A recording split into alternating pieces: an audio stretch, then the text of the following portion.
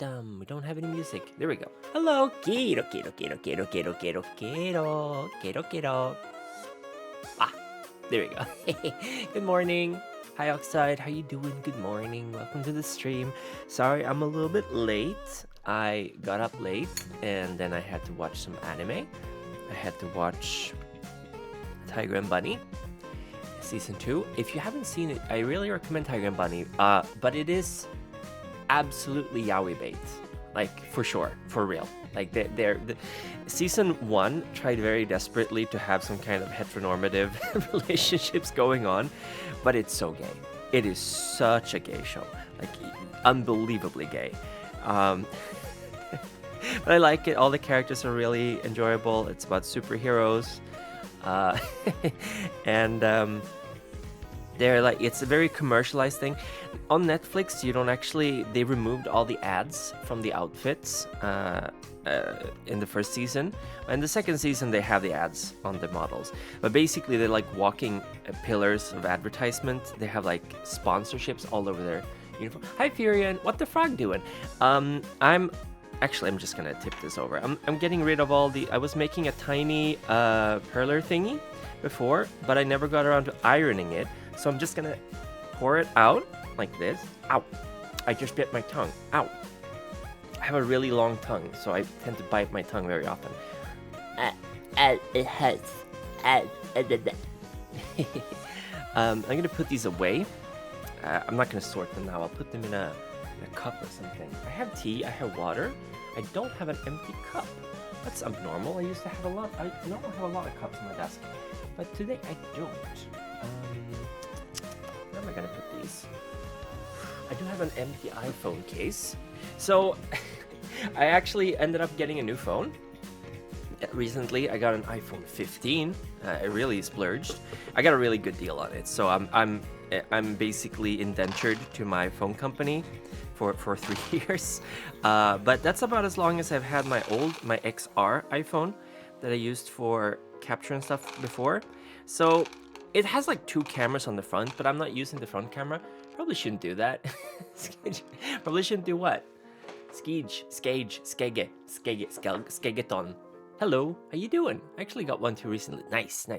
So today we're actually going to be making, see, I've prepped. I got like little boxes. I used to have all my bits in Warhammer in this like toolbox. So I have a lot of these little boxes.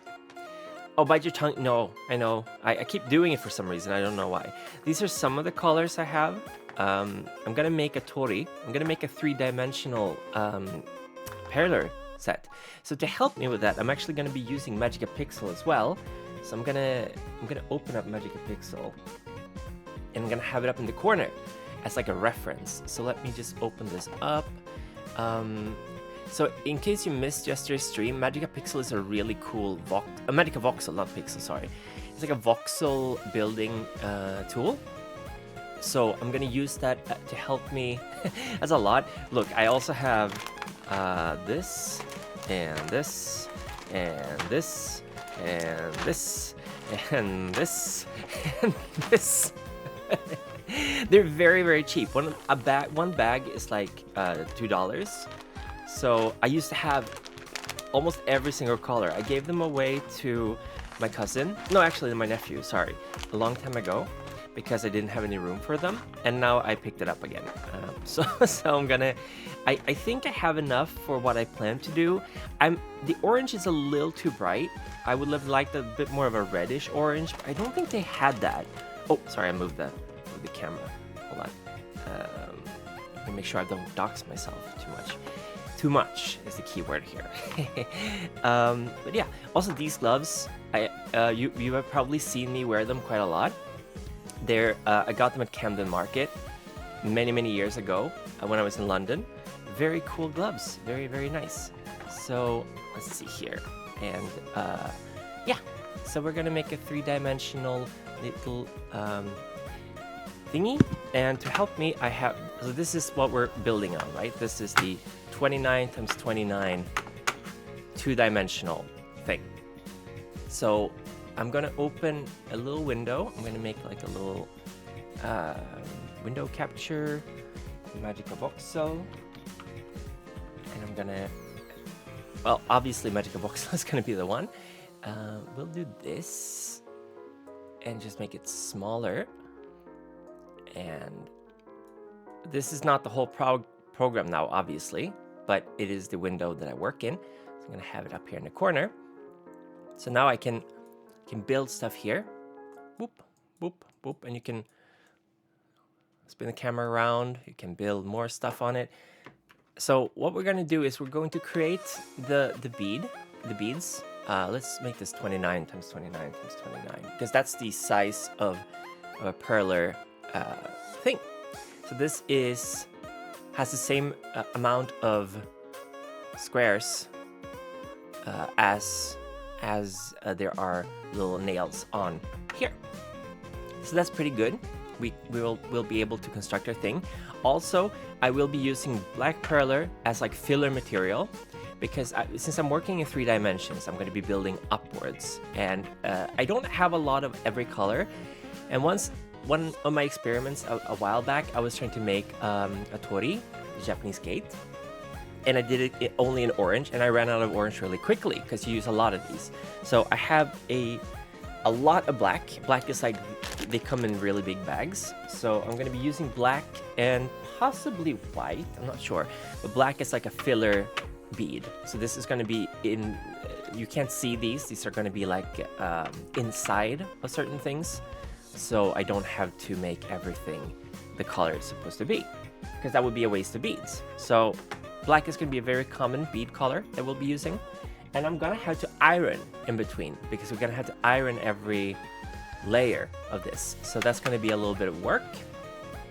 So this is gonna take a little while, but I'm very excited to try this. I've never done this. I should preface by saying I've never done this, but the principle of it is pretty easy. So we're gonna, let's see here. We're gonna have grass. I'm thinking I'm gonna use this, possibly this light green as grass color. Not entirely sure, but I feel like that would be a good color for grass. I do have other greens, but I would kind of want to use these for like a slope. It's going to be like a slope going upwards. And I also have olive green, which I might be using for bushes. So I have 3 different greens. But yeah, this light green is going to be the grass. So let's find a good light green color. Let's go with this one. And let's just... Okay, we got our first layer of green. However, we also... Hi, Craig, how you doing?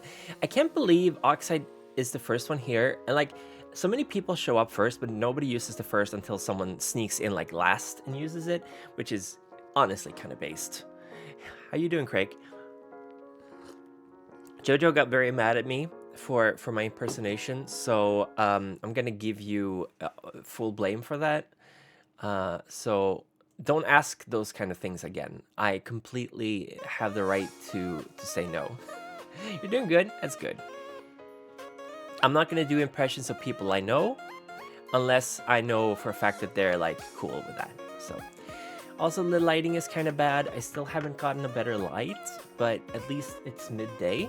And my blinds are broken, so I can't close them. So that's cool, I guess. Okay, so we're going to make a dual layer of green.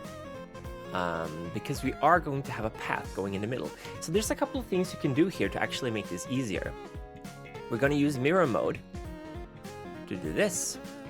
And 1, 2, no, yeah, 1, 3, 5, 7. I think the path in the middle is going to have 7. Why didn't you get mad? It wasn't insulting or making him look bad. Anyway, look, you get it. You take that up with him. I don't know. I don't know. He just didn't like it. Okay, and then we're gonna paint this thing here in the middle. We're gonna paint that with a path color. Also, I'm doing a lot better than yesterday, voice-wise. I feel pretty good about things in general, but I'm gonna try not to overwork my voice. And she's like, yeah, no, and I'm like, yeah, she fine. Wonder if she'll be mine. She walked past, I press rewind to see that as one more time. And I got this on lock. Yeah, baby, tell me what you see. Is it money or it's me? I smoke 20, smell of weed. I got honeys in my V. They be like, Kuku, can you be my baby daddy? I'm like, yeah, I got robins on my jeans. You see the wings on every pair. I've listened to that song way too much. We should also have some music running in the background, right? So let's see if we can find some like good meditative Japanese music. So you can clip that if you want, by the way. Japanese classical music. I don't want to use my Japanese playlist because it has a lot of songs that are probably going to be very they're going to have copyrights. Okay. How is this audio? Is it okay? I'll raise the volume a little bit. This is Sakura. I can play this on the shakuhachi a little bit, I think. Okay, so let's get back to the softer hand. We're gonna use a lightish brown. We're gonna use this brown for path. I would have preferred like almost like a skin color, but this is gonna be the sand. Hi, third party. How you doing? Welcome to the stream. Kiddo. So I have to find the middle. So 1, 2, 3. Let's see. 1, 2, 3, 4, 5, 6, 7, 8, 9. Well, I can just. That's a good thing about this tool. This tool here is that it shows you the where it's supposed to be. So 14 is the middle. So 1, 2, 3, 4, 5, 6, 7, 8, 9, 10, 11, 12, 13, 14. Yeah. Wait, is this the middle? Is this 29 by 29? I feel like I'm being duped here. Hold on. 1, 2, 3, 4, 5, 6, 7, 8, 9, 10, 11, 12, 13, 14, 15, 16, 17, 18, 19, 20, 21, 22, 23, 24, 25, 26, 27, 28, 29. Okay. Weird. Is this really 14? No, it's 15. It's lying to me. It's lying. It's lying to me. Okay, so 15 is the middle. So it should be 1, 2, 3, 4, 5, 6, 7, 8, 9, 10, 11, 12, 13, 14, 15. Yeah, it's the middle. So let's use the light brown. Let's see if I can find those again. Is this just 3D printing for poor people? Yes, it is. Also, yeah, he probably did, but I think I asked him to, or someone asked him to. The difference is I didn't get offended by it because I don't really care. Although a lot of people did really bad impressions. Hi. Yeah, I don't want to do the old opening. I kind of want to do it, but I don't want to do it. Maybe I'll do it. Also, it's going to be my birthday in April. It's April 26th. It's going to be my birthday. So I'm thinking of doing like a little event. I'm way less scared of doing stuff now that's like out of my comfort zone. So I don't feel particularly bad if like people want me to do like a karaoke kind of thing. Okay, I don't have any more of these empty ones. Oh, head pat. Thank you, third party. Let me put on a head pat. Hold on. Bum, bum, bum, bum, bum. Let me just shrink it a little bit and flip. There we go. Okay, let's keep going. I'm gonna pour a couple of these out. Just get a little pile of them going here. It's so dark, so dreary. I used to not care so much. I actually used to like winter the most, and I've convinced myself that I love winter, but I'll be honest, I'm not so sure anymore. I really miss the sunlight. I'm tired all the time. It's cold, it's dreary, my toes are cold, I sleep longer. I don't know, I kind of drunk stream. No, I don't get drunk anymore. I don't drink anymore. I take medicine that shouldn't be mixed with alcohol, so I also don't like being drunk in general. It's not worth it. That first anniversary stream was it was pretty bananas. It was pretty bonkers. I'm glad I didn't release a VOD of that one. I watched it for a little while, and it's like horrible. It's a horrible, horrible stream. I don't like it. Oh, that's right. I need to change the color of the green. So let me find a good light brown. This will have to do. No, this is more orange. Brown, brown, brown, brown. This is too dark, right? Let's change the color, make it a little bit brighter. I like this. The only part of being drunk I don't like is the next day. I mean, yeah, I'm excited. Yeah, I don't particularly like being drunk because of the day after. Sometimes the same day, if you get really drunk and you throw up and stuff, I don't particularly care for that. I told you guys about the time when I almost killed myself while drinking, right? Not that I like tried to do it, but I almost committed Sudoku. The first time I got really, really drunk. So this was on New Year's Eve, and I was at a friend's place, and I was just turning 18. So I wasn't allowed to buy any alcohol in the Systembolaget, which is like the government-run alcohol store. So you can't go to a normal store and buy anything stronger than like a 4%, I think, or 3%. So if you want to have something stronger, you got to go out to drink, or you got to be over 20 and buy. Let me just lower the volume in my ears for a little bit. Is the audio okay? Is it too loud? Is the music too loud? You only get hungover if you stop drinking. Yes, or you die. Yeah, we basically have an alcohol monopoly. The Swedish state runs it, and a lot of the profits go to like alcohol awareness campaigns and stuff. I think it's a pretty neat system. I don't mind it so much, but it's inconvenient. It's always closed on Sundays for some reason, because you're not supposed to drink on Sundays, I guess. Well, I mean, I guess it's nice, and there's not a lot of competition, obviously, and it's way, way cheaper than getting drunk in a restaurant, that's for sure, or at a bar. So the only friend we had who was like 20, we went with him, and I think we bought stuff for like close to 1,000 euros. It was a lot. It was a lot of alcohol, and we had tacos, and we hung out, and I got smashed. I got so drunk, right?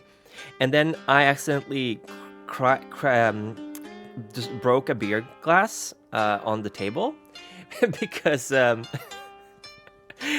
I lose my fine what's it called, fine motorics, like my yeah, this, when you're doing stuff like this, I'm a lot stronger than I think, and I tend to break stuff when I get drunk because I lose my motor functions. Yes, my finer motor functions.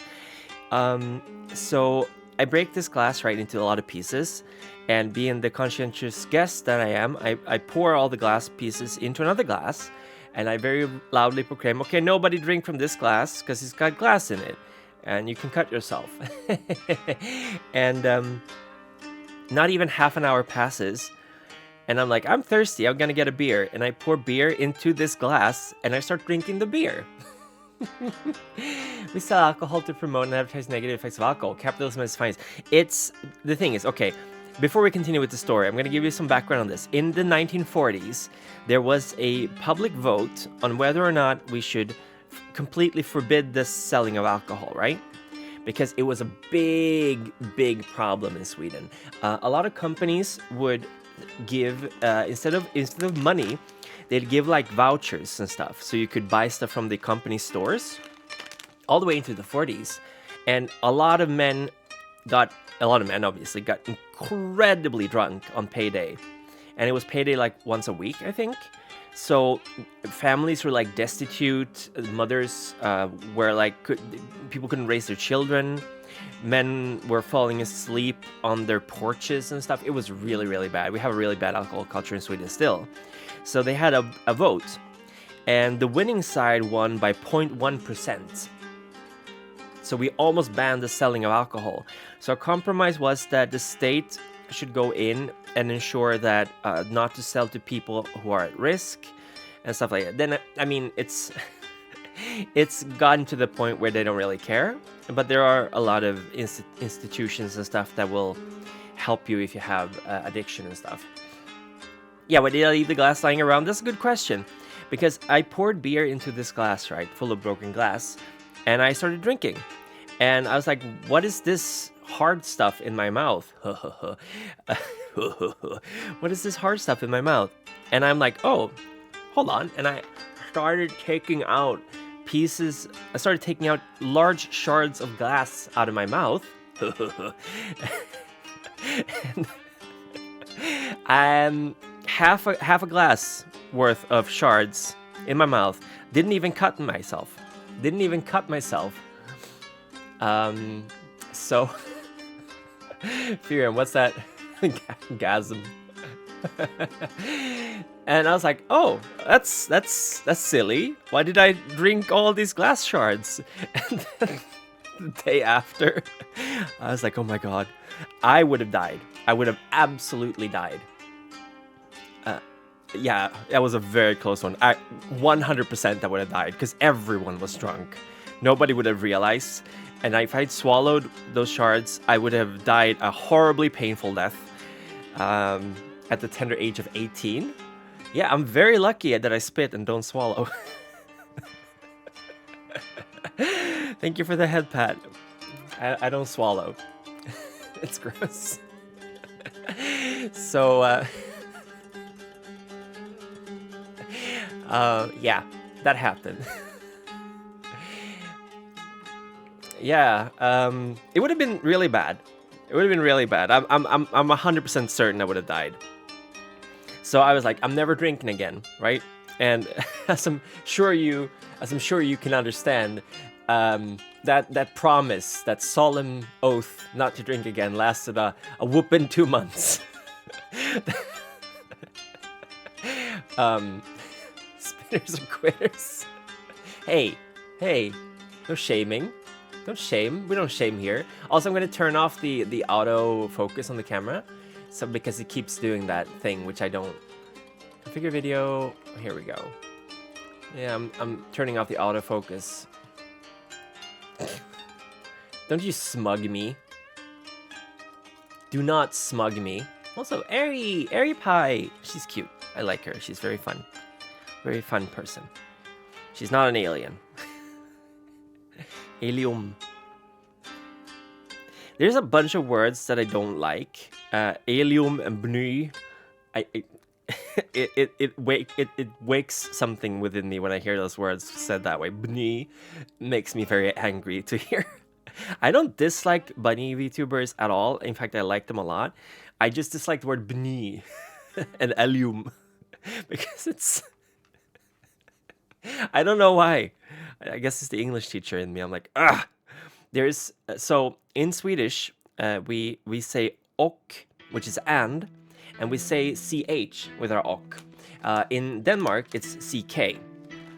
And from what I've learned, which is I don't know how true this is, but our king Gustav Vasa, who was like the founder of Sweden as a nation state, sort of like he in the 1520s.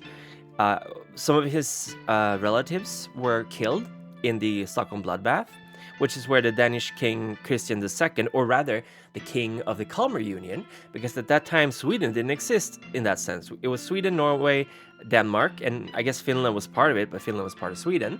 Allium.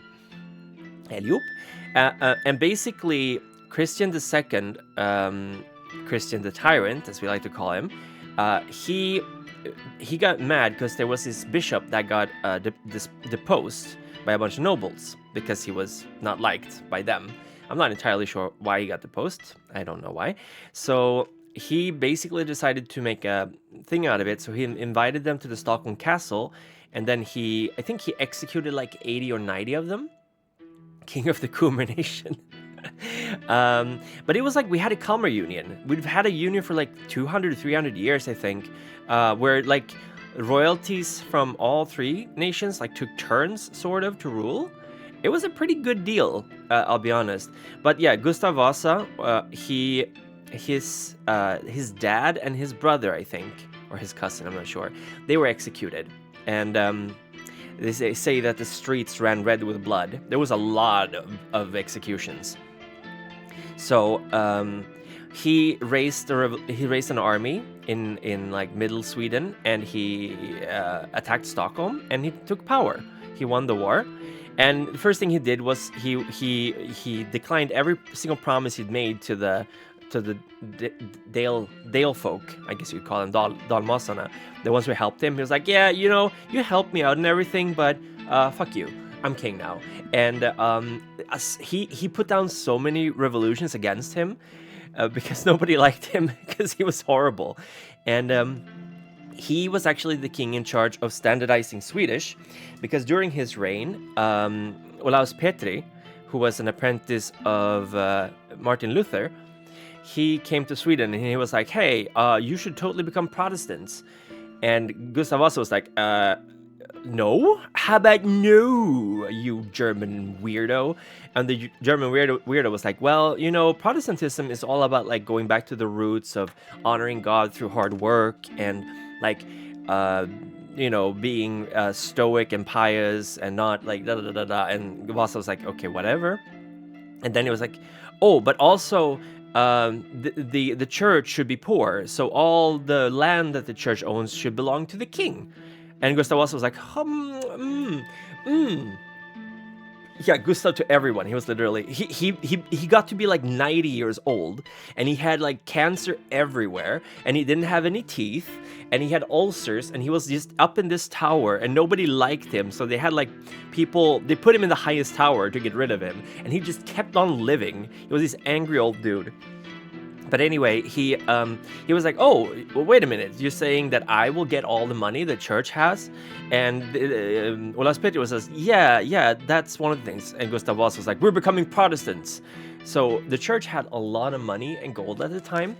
So he got very, very rich from that. And it's also said that he made, like, he got the really fancy church bells and he made cannons out of them. But I don't think that's possible, because I don't think there were cannons at the time. I think that's a myth. But it sounds like him. He would absolutely do it. Hashtag goals. Yeah, he was a pretty cool king, though.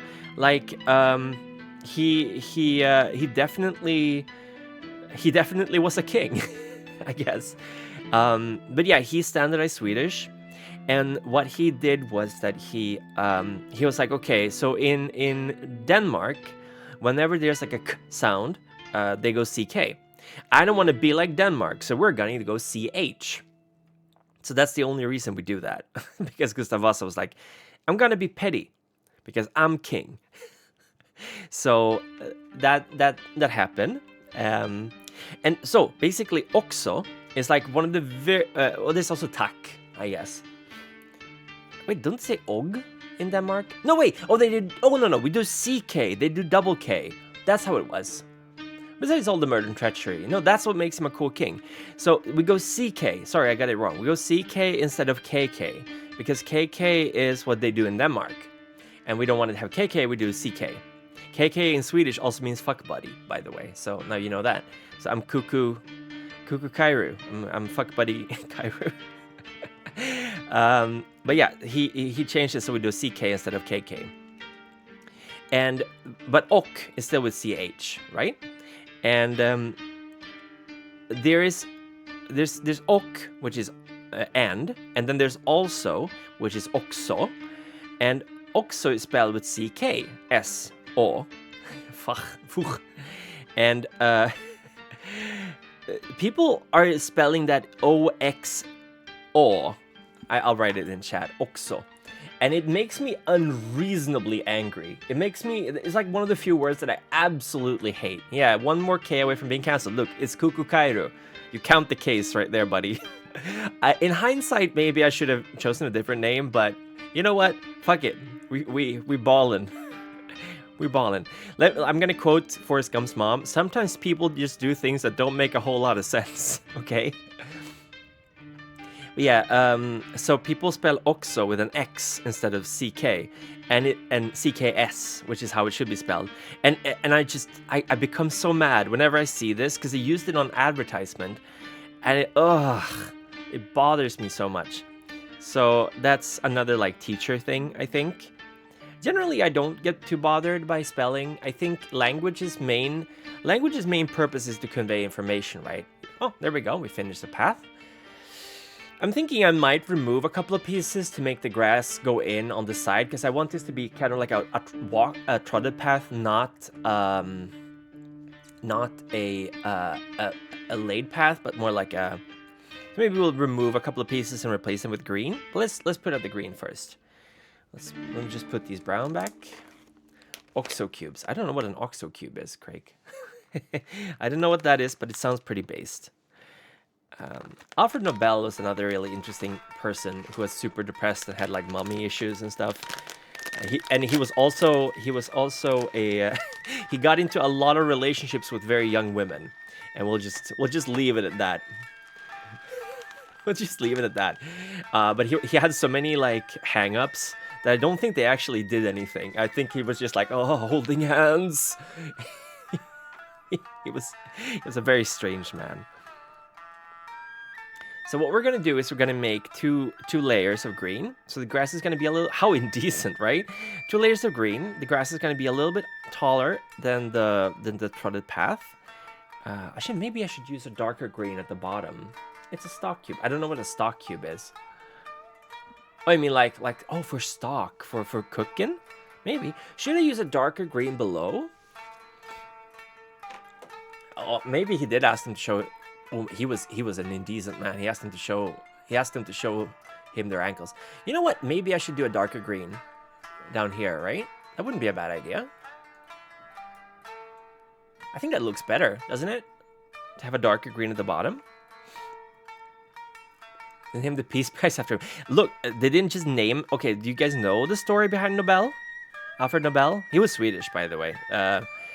So Alfred, well, he was Swedish, but he spent most of his life outside of Sweden. So I don't know. It's more of a cope that he was Swedish, because he didn't much care about Sweden. I'll tell you that much.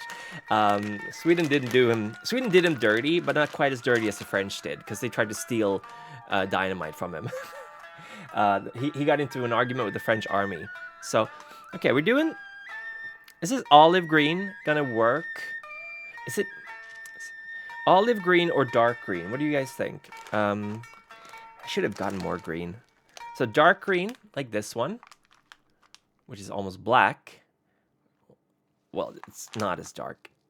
Dark green or dark green or olive green. Like PewDiePie. Yeah, the French army trying to take my dynamite. Okay, so Alfred Nobel, he worked a lot with explosives, right? He was a chemist. His father was a chemist in Russia, and he moved to Sweden when he was like 12 or something. And, oh, this fell out. Hold on. So basically, he didn't like war that much. Light green. Okay, light green. So the olive green. We're using the olive green at the bottom. That's okay. That's a good idea. Hello, Spacies. You can sleep, so you're here now. Hi, Spacies. How you doing, Froggo? Keto. We're making a perler bead. We're making perler beads. We're gonna make a little jinja, a little Japanese shrine, and we're doing the like a 3-dimensional. So we're gonna build this in layers. How you doing? I'm sorry you're having trouble sleeping. You should take some nice chamomile tea and cozy up with a blanket and just chillax and have a nice sleep. Yeah, I like doing this. I should have gotten a better what are they called? A little grabby thingy, plucker for this, I guess, but I forgot to bring one with me. So I'm thinking we're gonna have the bottom part, like most of this is gonna be black, but the outside is gonna be green. Yes, cozy up with a blanket. The infinite. Yeah, I figured every time someone redeems it, I'll put a hand on my head. At some points, I had to put them on my chin because I ran out of headspace. Oh, thank you for the head pats. Thank you. Humma. Let me put 2 head pats on. Thank you, third party. Thank you, Spacies. Is it okay if I say Spacies, or do you want me to say Spaces? Or do you want me to call you Space Frog? Frog. You're a frog. That's the true story. I was assaulted by a frog. Sorry, I shouldn't be doing voices. Thank you, frog. So I'm using this 3D tool, which is called frog species. Yes, okay, I'll say it. What do you mean, frog? Frog. It's a type of frog. A space frog. It's coming right for us. I like the really... It's like a South Park voice, I think. So what I'm going to do is I'm going to put the dark green, the olive green, on the edges for now. And I'm going to put black in between as a filler to make sure that I don't run out of olive green. I'm going to use some olive green and dark green on the... There's going to be a slope. So what we're going to do, actually, what we're going to do is we are going to put down some gray here. There's going to be a slope going up. So we want to have stairs, right? I'm going to put these out. I'm going to put the stairs out. So we'll do this. Like this. And then this. So there's going to be stairs going up here, right? To be like, this is going to be a hill, the beginning of a hill. So we're going to have like stone steps going up here. Yeah, that's good. So how far into is that? Let's replace those right away, actually. So, see, this is why this software is good, because I can see what I need to put out before I put it out, which I should have done before I put out these little brown ones. Let's put them over here for now. I guess I can still use this brown as like a filler in between. But how many? Let's see. 1, 2, 3, 4, 5, 6, 7. So 7. 4, 5, 6, 7. 1, 2, 3, 4, 5, 6, 7. These are going to be gray. No! Oh no! It flew away. It flew. Boop. Yeah, I have another one. What software is this? This is... Yes, it's called Magica Voxel. I'm making a voxel model. Magica Voxel is freeware. It's very, very good software. I was using it yesterday, on yesterday's stream, to show off my game concept.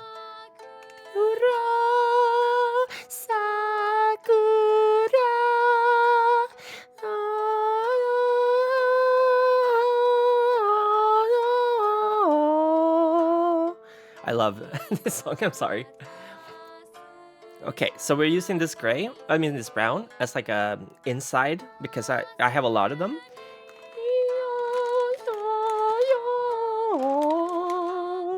We have dark gray here. We're gonna use dark gray and gray. I'm gonna use dark gray for the edges, I think.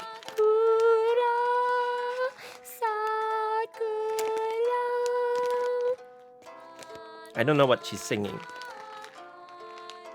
Well, she's singing about Sakura, obviously. My grandpa was actually a greaser, believe it or not. So, but he really liked J-pop, or not J-pop. What's it called? City pop. He liked Japanese city pop. He really liked the Sakura song. I think it's called Sakura. No, Sukiyaki. Sukiyaki. I really liked Sukiyaki. That was one of his favorite songs. So, I guess it comes. It's like a bloodline thing.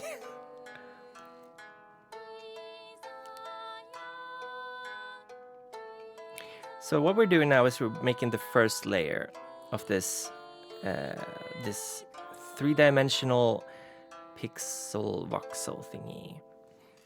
The problem is that Perler aren't actually completely square. They're a little bit taller than they're wide. So it's not going to look exactly the way I pictured it in the 3-dimensional. Weebism is hereditary. It's true. Autism is also hereditary. Definitely.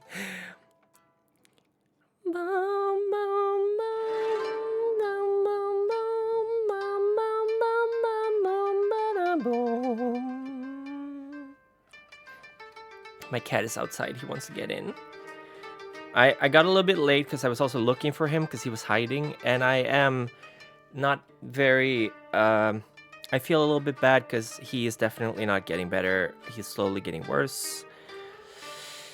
He hasn't thrown up in a couple of days, but he's definitely thinner. He doesn't drink enough water. And I don't know. He's not himself. And that sucks. I'm very worried about him. But I have to come to terms with it. Animals don't live very long. So that's just how it is. I do wish he would have lived longer, though. He's still alive, so I am cuddling and loving him a lot. But he is only 8. So thank you. I mean, the best is that he doesn't get worse. They said at most 4 years, but that's pretty unrealistic, I think. So we'll see. But I did say that I do know the signs of when it's really bad. So if it gets really bad, I don't want to keep him in pain. You know, I don't. He doesn't deserve to suffer. So he doesn't really suffer. He's not in pain. He's just queasy and stuff. Sorry for being a downer. I don't have him in here because he's going to try to sit on the Perler beads. Ooh, I dropped one, which it's not going to be ideal. And hold on.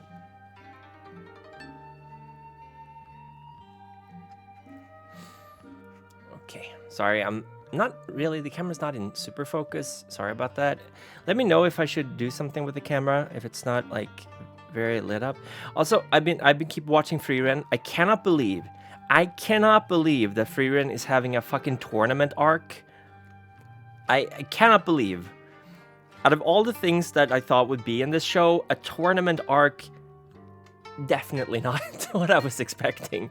I'm not opposed to it though. I feel like it shakes things up a little bit, but the series is not going the direction I thought it was gonna go.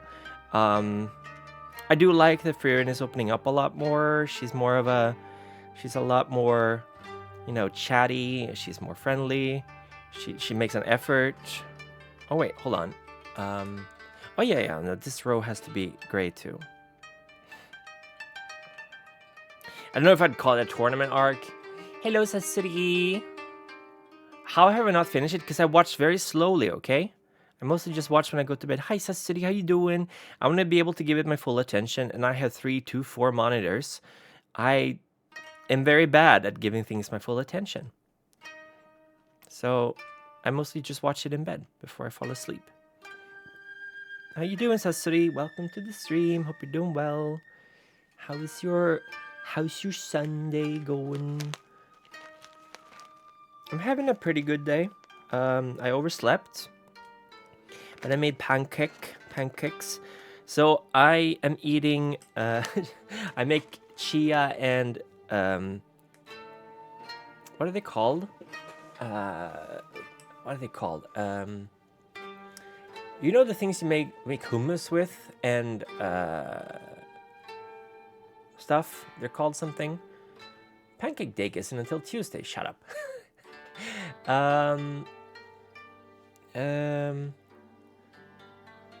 They're like chickpeas. So I make pancakes, chickpea pancakes. Let me tell you, it's not good. It's good for you. It's not very good. But I also use a lot of jam, which kind of defeats the purpose, I guess, of making healthy pancakes. Thank you, Sasori. Thank you for the head pat. I'm getting patted all over, having a lot of pathos.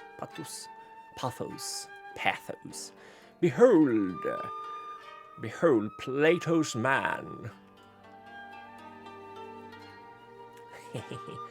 Every day is pancake day if you want it bad enough. This is true. That's how you should live your life. First thing I did when I moved away from home, I think I told this on stream before, literally the first thing I did when I moved away from home was that I made an entire batch of Swedish mud cake,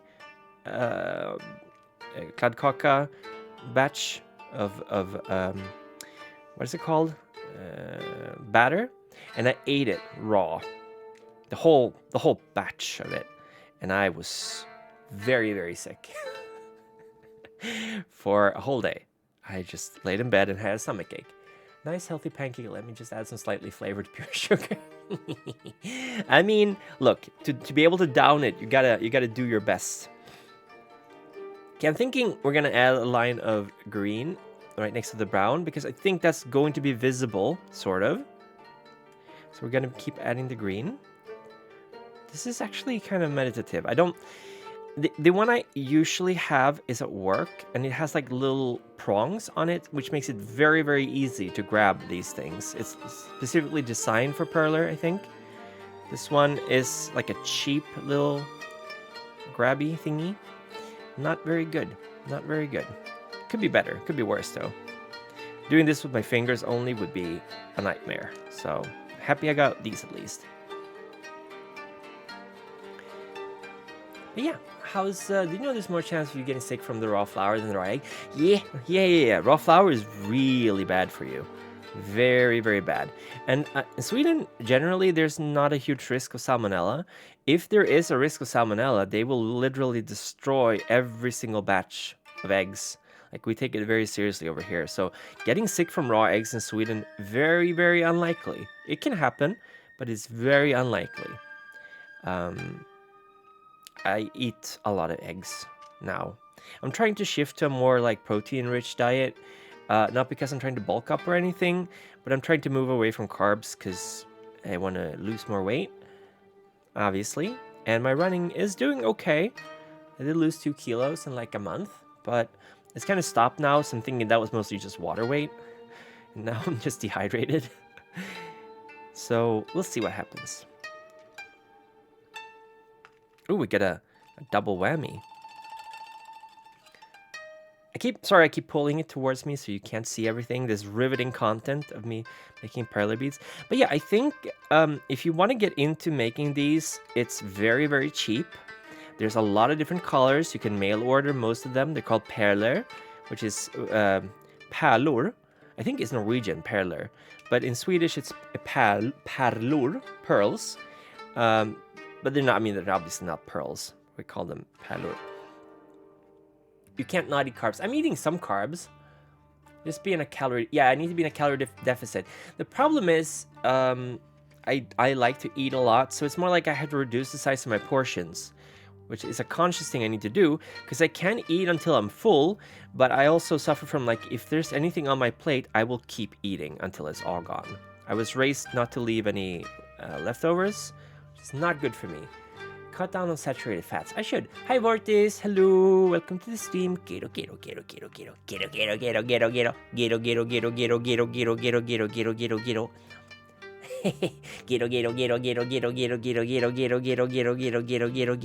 you doing? How's your Sunday going? Hope you're having a nice, cozy Sunday. Hope the music's not too loud. Let me know if it is. I can lower it, or if it's too quiet, let me know, and I will raise the volume. Hopefully I'm not gonna get muted from playing these classical Japanese pieces, but you know. Someone pointed out, by the way, that there is literally no way that Nintendo is going to sue PAL Worlds, by the way. So anyone who thinks Nintendo should sue them, believe me, and I agree with this, they would if they could. Nintendo is very litigious. Litigious, is that what it's called when you're very quick to go to court? They do not like people infringing on their copyrights, and they haven't. They've never sued PAL World, so they don't have a reason. Yeah, they would have done it by now. Okay, the music is fine. It's 5 a.m. here, so I might go back to sleep. It's okay. If you want to rest, you can rest. I'm not going to be screaming or anything anytime soon. Also, I posted a link to the RAR of the game demo. RAR! Of the game demo we made yesterday. If anyone wants to try it out, it's called Shootman. It's on my Discord, I think. It's nothing special. It's literally just the demo or the tutorial that you make. But I feel pretty good about it. We finished the whole tutorial. I am simultaneously so excited and also so upset that that it has everything I would want in a game. I'm not saying Nintendo's lawyer ninjas are real, but yeah, Japan has no fair use policy. That's right, because you can't make satire in Japan. Like literally, if you make a doujinshi, you're infringing on copyright. Doesn't matter what you do. The only reason that the doujin market, like Comic Cat, was allowed to be around, well, there's a couple of reasons for that. I think the major reason is that it would be an absolute nightmare to try to figure out how much was sold and by whom. Because millions upon millions, if not billions of yen. I don't know how it is now. I'm kind of imagining that Comic Cat has gotten a lot more commercialized, but nobody made receipts. Nobody made receipts. There were no card transactions. Everything was done in like small value currencies, and yeah, it's very, very hard to kind of keep track on how much money was exchanging hands. But that is not the only reason. A lot of talents in the manga industry actually were discovered or made their debuts making doujinshi. I know Ken Akamatsu, the artist of Love Hina and of Nizima. He made Final Fantasy VII doujinshi quite a lot. They're not very good. Clamp made doujinshi, I think. A lot of artists did. And it's a good venue for bigger corporations to find artists. And it's like a big ad thing too. They do like special events at Comic-Con. So it's like a cost that these companies, I guess they kind of just accept it. I mean, yeah, maybe Nintendo might want to have some designs changed, but I don't know if they have enough. Like it will be a very drawn out legal process, I can imagine. If I was Nintendo, and I'm not because I actually have a brain and I can think further ahead than 5 days, I would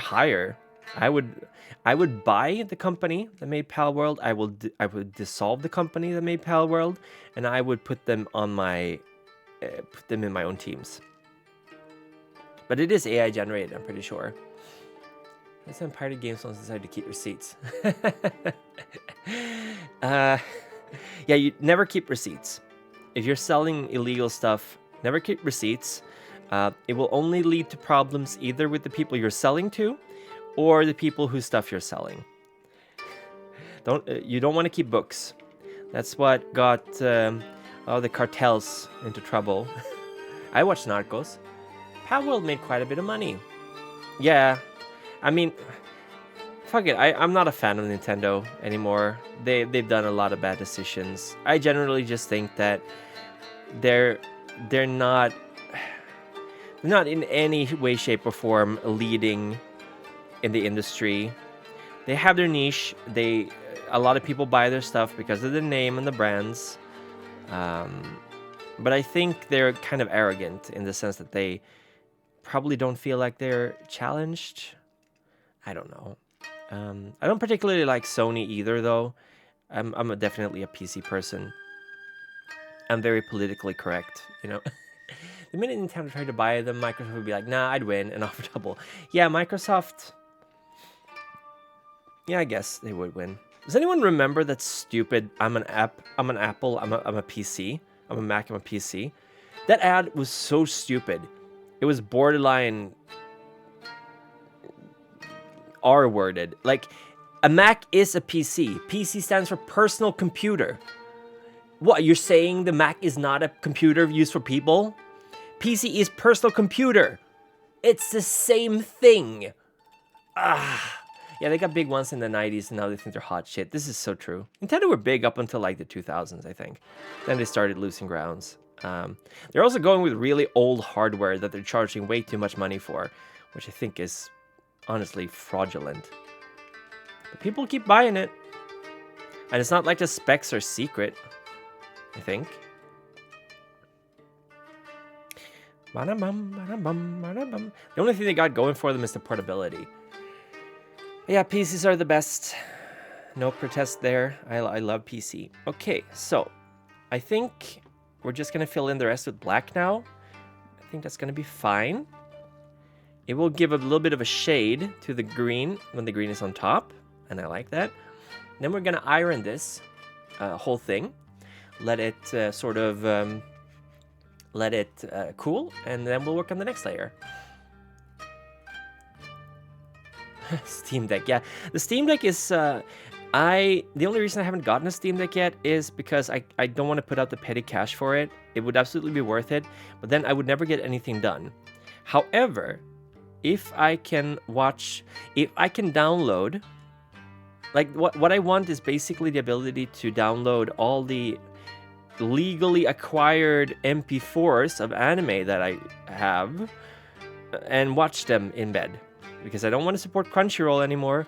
Crunchyroll bought Funimation and then raised their yearly charge by almost 100%.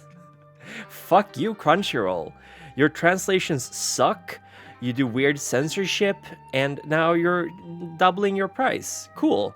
You're literally a black company. Fuck off. Crunchyroll. See, this is the problem with streaming services. They get too greedy. We had a good thing going, but your fucking pride and your goddamn ego. We had a good thing going. Your pride and your ego. This is a year of black companies. Get the fuck out of here with that. Exactly. It works great on these shifts where I work 12 hours because I just lay in bed and game and then crash. I mean, that's good. I kind of do want to get a Steam Deck, to be honest. We'll see. We'll see. It would allow me to not have to sit at my desk, but I would just be lying down instead. So I doubt that would be better for my back. I'm getting old. My back aches. So yeah, you can see now there's going to be a lot of these. There's going to be a lot of these little black beads because, quite frankly, volume is a lot. This is like a practical lesson in mathematics. Once you go three-dimensional, all of a sudden you get a lot more. You get a lot more. I always struggle with like visualizing that until I started doing this stuff. And I'm like, yeah, it makes sense. So this is good math right here.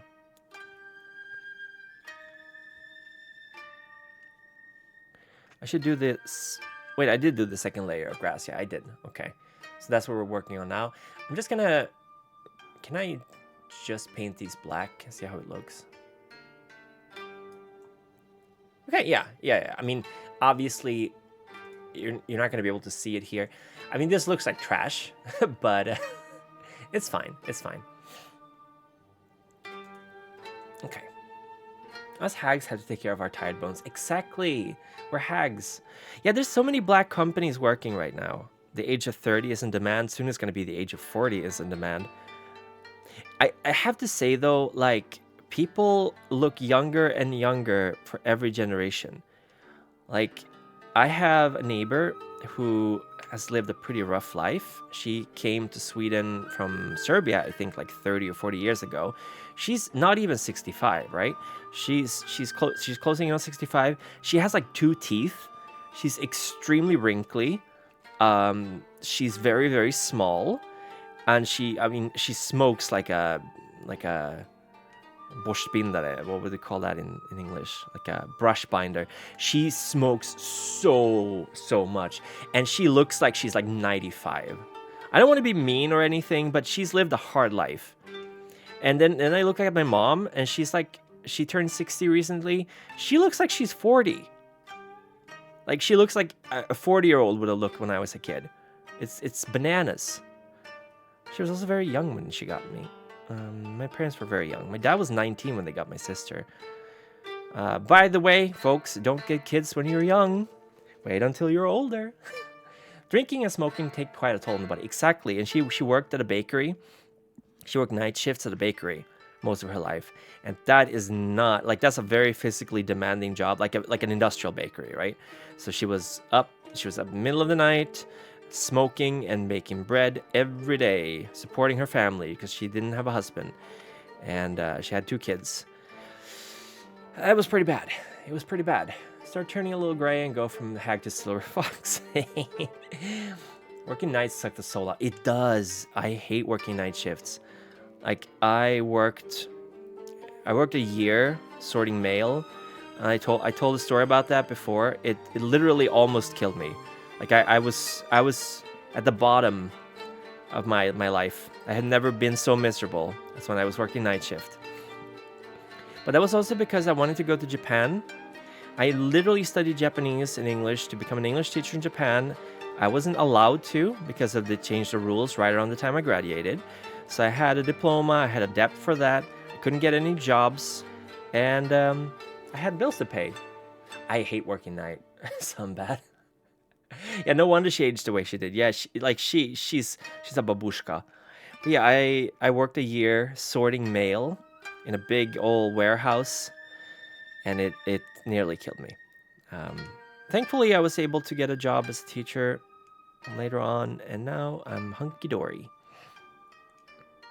Although, I have to say, working with adults way less stressful than working with 13-year-olds. Sound bad. I kind of agree, but my body doesn't agree. Do you take D vitamins? I almost got osteoporosis like a year or two ago, and I started taking D vitamin supplements, like a lot of D vitamins, and iron. I had iron deficiency too, and then I stopped taking them, and now I'm back where I was. I'm sick and tired all the time, so I got to get back on those subs. I mean, it's ironic. I was a vampire. I had the D vitamin and iron deficiency. I mean, I guess it kind of makes sense. This is taking way longer than I thought it would, but that's fine. My God, we've already been streaming for an hour. Can you guys believe that? So I have a stream in the afternoon. I'm going to be playing Monster Prom with Bjorn, I think. But I kind of want to try out. I bought Helldivers 2. So I would kind of want to try that out too, but I don't think Bjorn has Helldivers. And it's kind of like a tradition playing Monster Prom around Valentine's. So Valentine is coming up. Do you guys have any dates?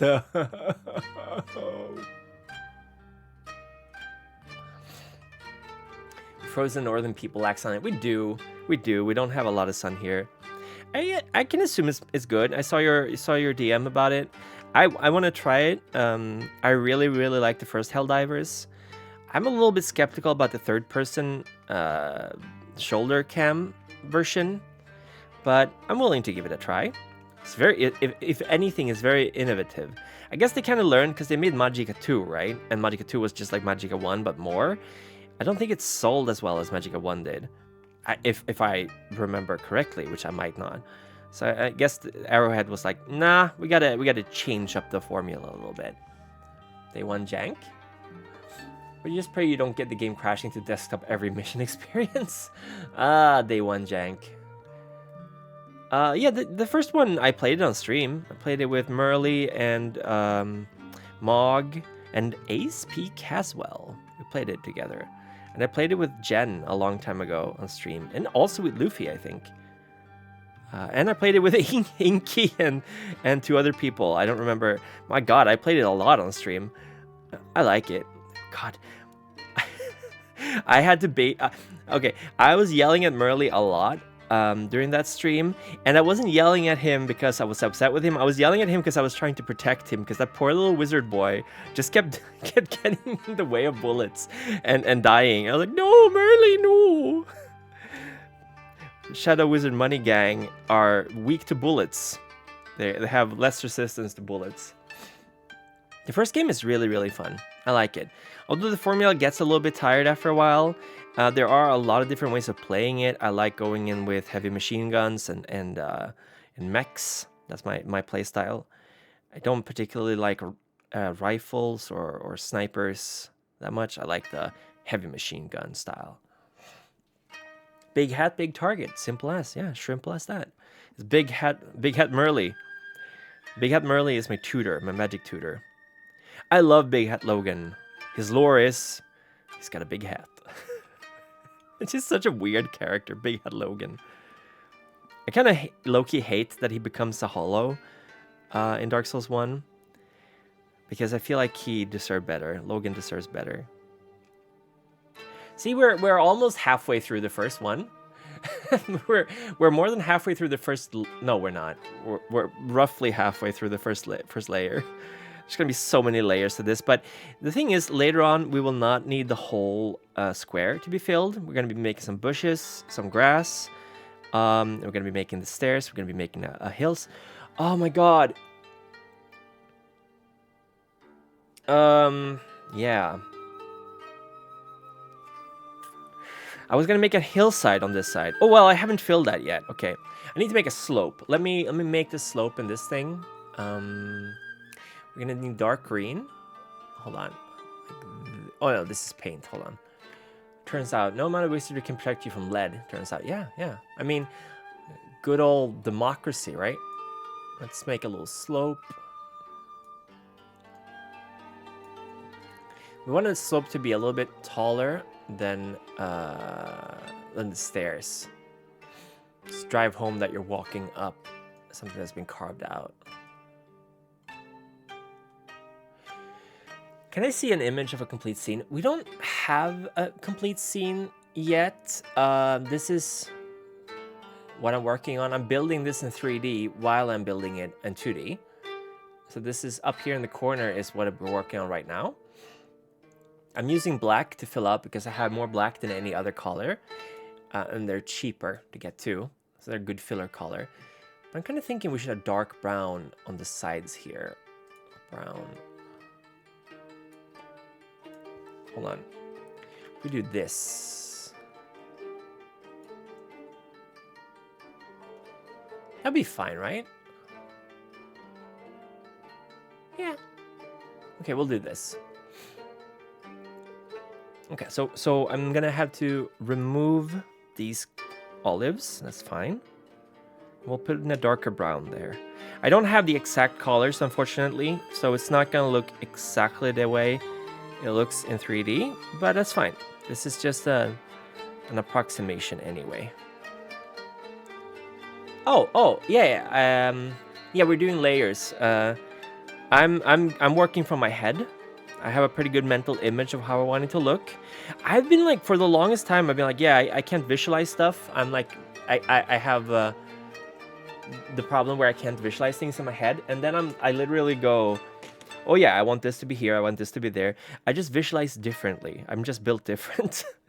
I guess these reddish brown would work, right? Or should I go with more? No, I'll go with more darker brown for the soil. The soil isn't really gonna show except for on the side, but I do want it to show because I want this to look like a vertical slice sort of thing, right? So we are gonna have the brown showing up here on the side. So let's see here.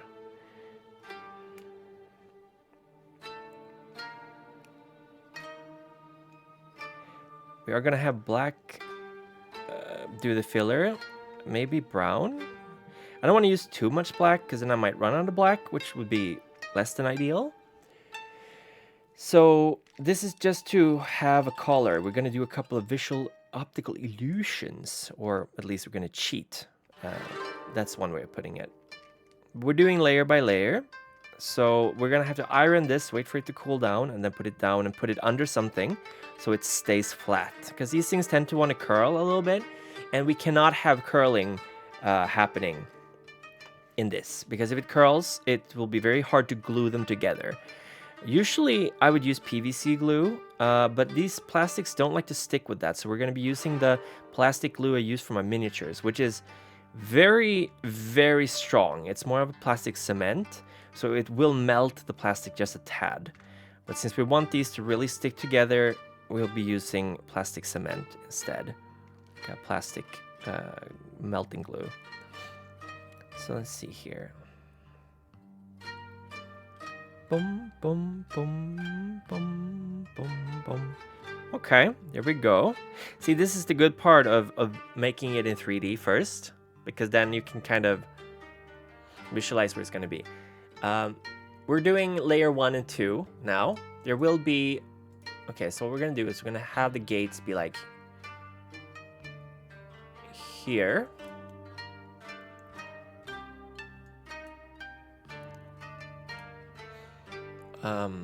Wait, hold on. Like this?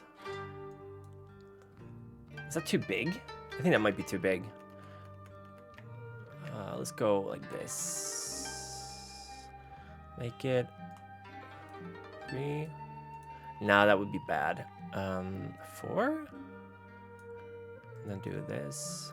But this is way too thick. We're gonna have to go much simpler. We're gonna have to go with like 3, I think. Just gonna have to be square. It'll be fine. They'll be square instead of round. That's fine. It works with the blockiness anyway. So we're gonna put 1, 2, 3. Like this.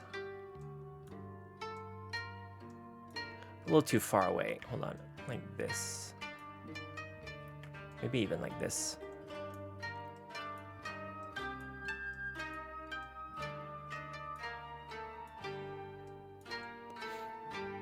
Yeah, this is good. We'll use this location like here.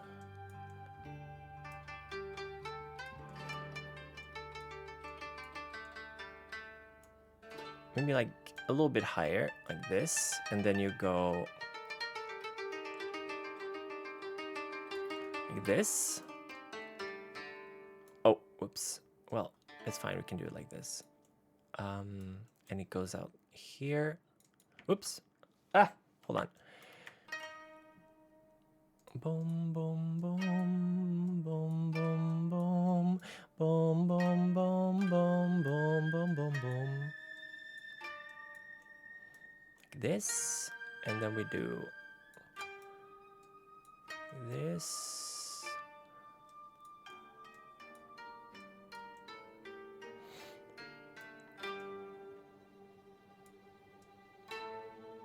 Like this. Whoops. Okay. Ooh. Okay. Let's move them a little bit closer. How do the beads stay up without anything below them? Basically what we'll do is we'll glue like strips. Oh wait, what do you mean? Anything below them? So what you do is you iron, which means that they melt together, so they form like a one whole unit. So you once you've finished a layer, you iron them so the plastic melts together. So what we'll do here is we'll make like many of these 2x2s and iron them and then glue them onto each other, and then I'll make a long stick like this. I'm gonna make this a little bit shorter. So what we're gonna do is we're gonna just basically do this. We're gonna erase here, and we can make these one like this. Still a little too wide, I think, although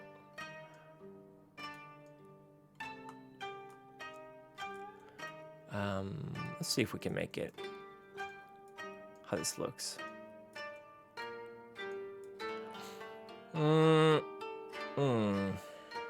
One step closer. Okay, one step closer. Okay, and then we do erase. Erase. Okay. I guess this works, right? Oh, like for the arch? Oh, yeah. So what you do is we'll just make like a flat like this, iron it, and then glue it to stick here. And then we'll just put like 4 of these on top of each other, or 2 of these on top of each other. So they will rest on these things. So we make first this pillar, then we'll make these, and then we make these. So they will be glued onto here, and then you continue with a little bit of the pillar here, and then you glue on here. So they'll be supported by the legs. Yeah, I think this is good. Technically, you should have like these here too, but it's very clunky looking, isn't it? Yeah, it is very clunky looking. What if we do this? Oh, no, that's not good.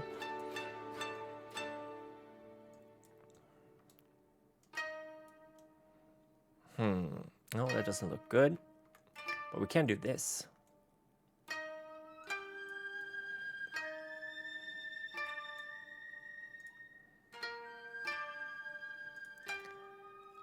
No. Okay, we'll get to that later. But yeah, this is kind of how it's supposed to look. We're gonna add more stuff to it later, but we need to physically make each layer first. So let's get back on the black ones. God, this is going to take a while. I'm imagining this is going to be I don't even know if we'll do more than the first layer at this stream. We'll probably do a little bit more though.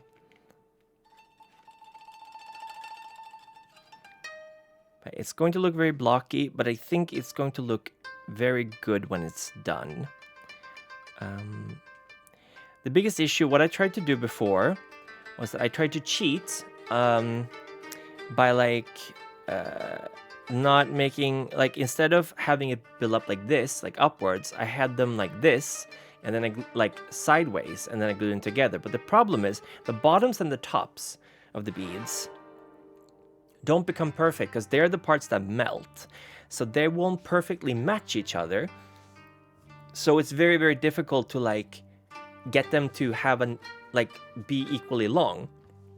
But if we do this, it's easier because the flat surfaces are going to be against the flat surfaces and the round surfaces aren't going to be against each other. The round surfaces get like compressed, and sometimes they won't be able to touch each other because the top is melted, so it's a little bit more flat than it should be. So we have to build it like this. We can't build it sideways. I don't know if that makes any sense, the way I explained it, but if we build it sideways, because that would be easier, technically, but if we do that, it will not be able to go up properly. So we have to build it layer by layer like this. Boom, boom, boom, boom. This is very zen. Oh, my tea. I forgot to drink my tea. Hold on.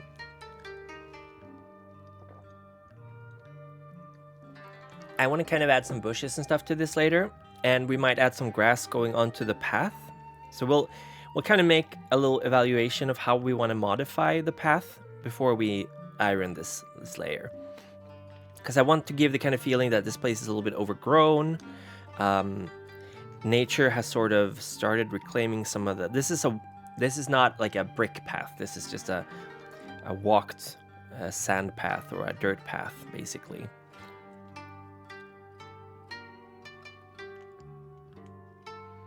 This is going to take forever. Dun, dun, dun, dun, dun, dun, bum, bum, bum, bum.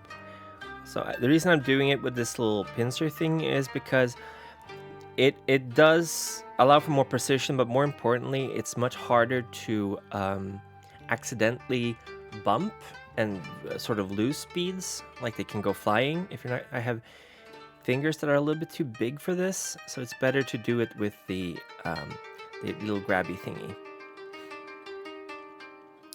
I am going to watch Eromanga Sensei after I finish with Frieren, and I am going to watch what's it called, Akagi too. But the thing is, both Eromanga Sensei and Akagi, I don't have them. I don't like using. Oh, hi Deadline 2OP. Hello. I'm glad you like the chat. How you doing? Welcome to the stream. And Kuku Kaeru, Swedish tree frog.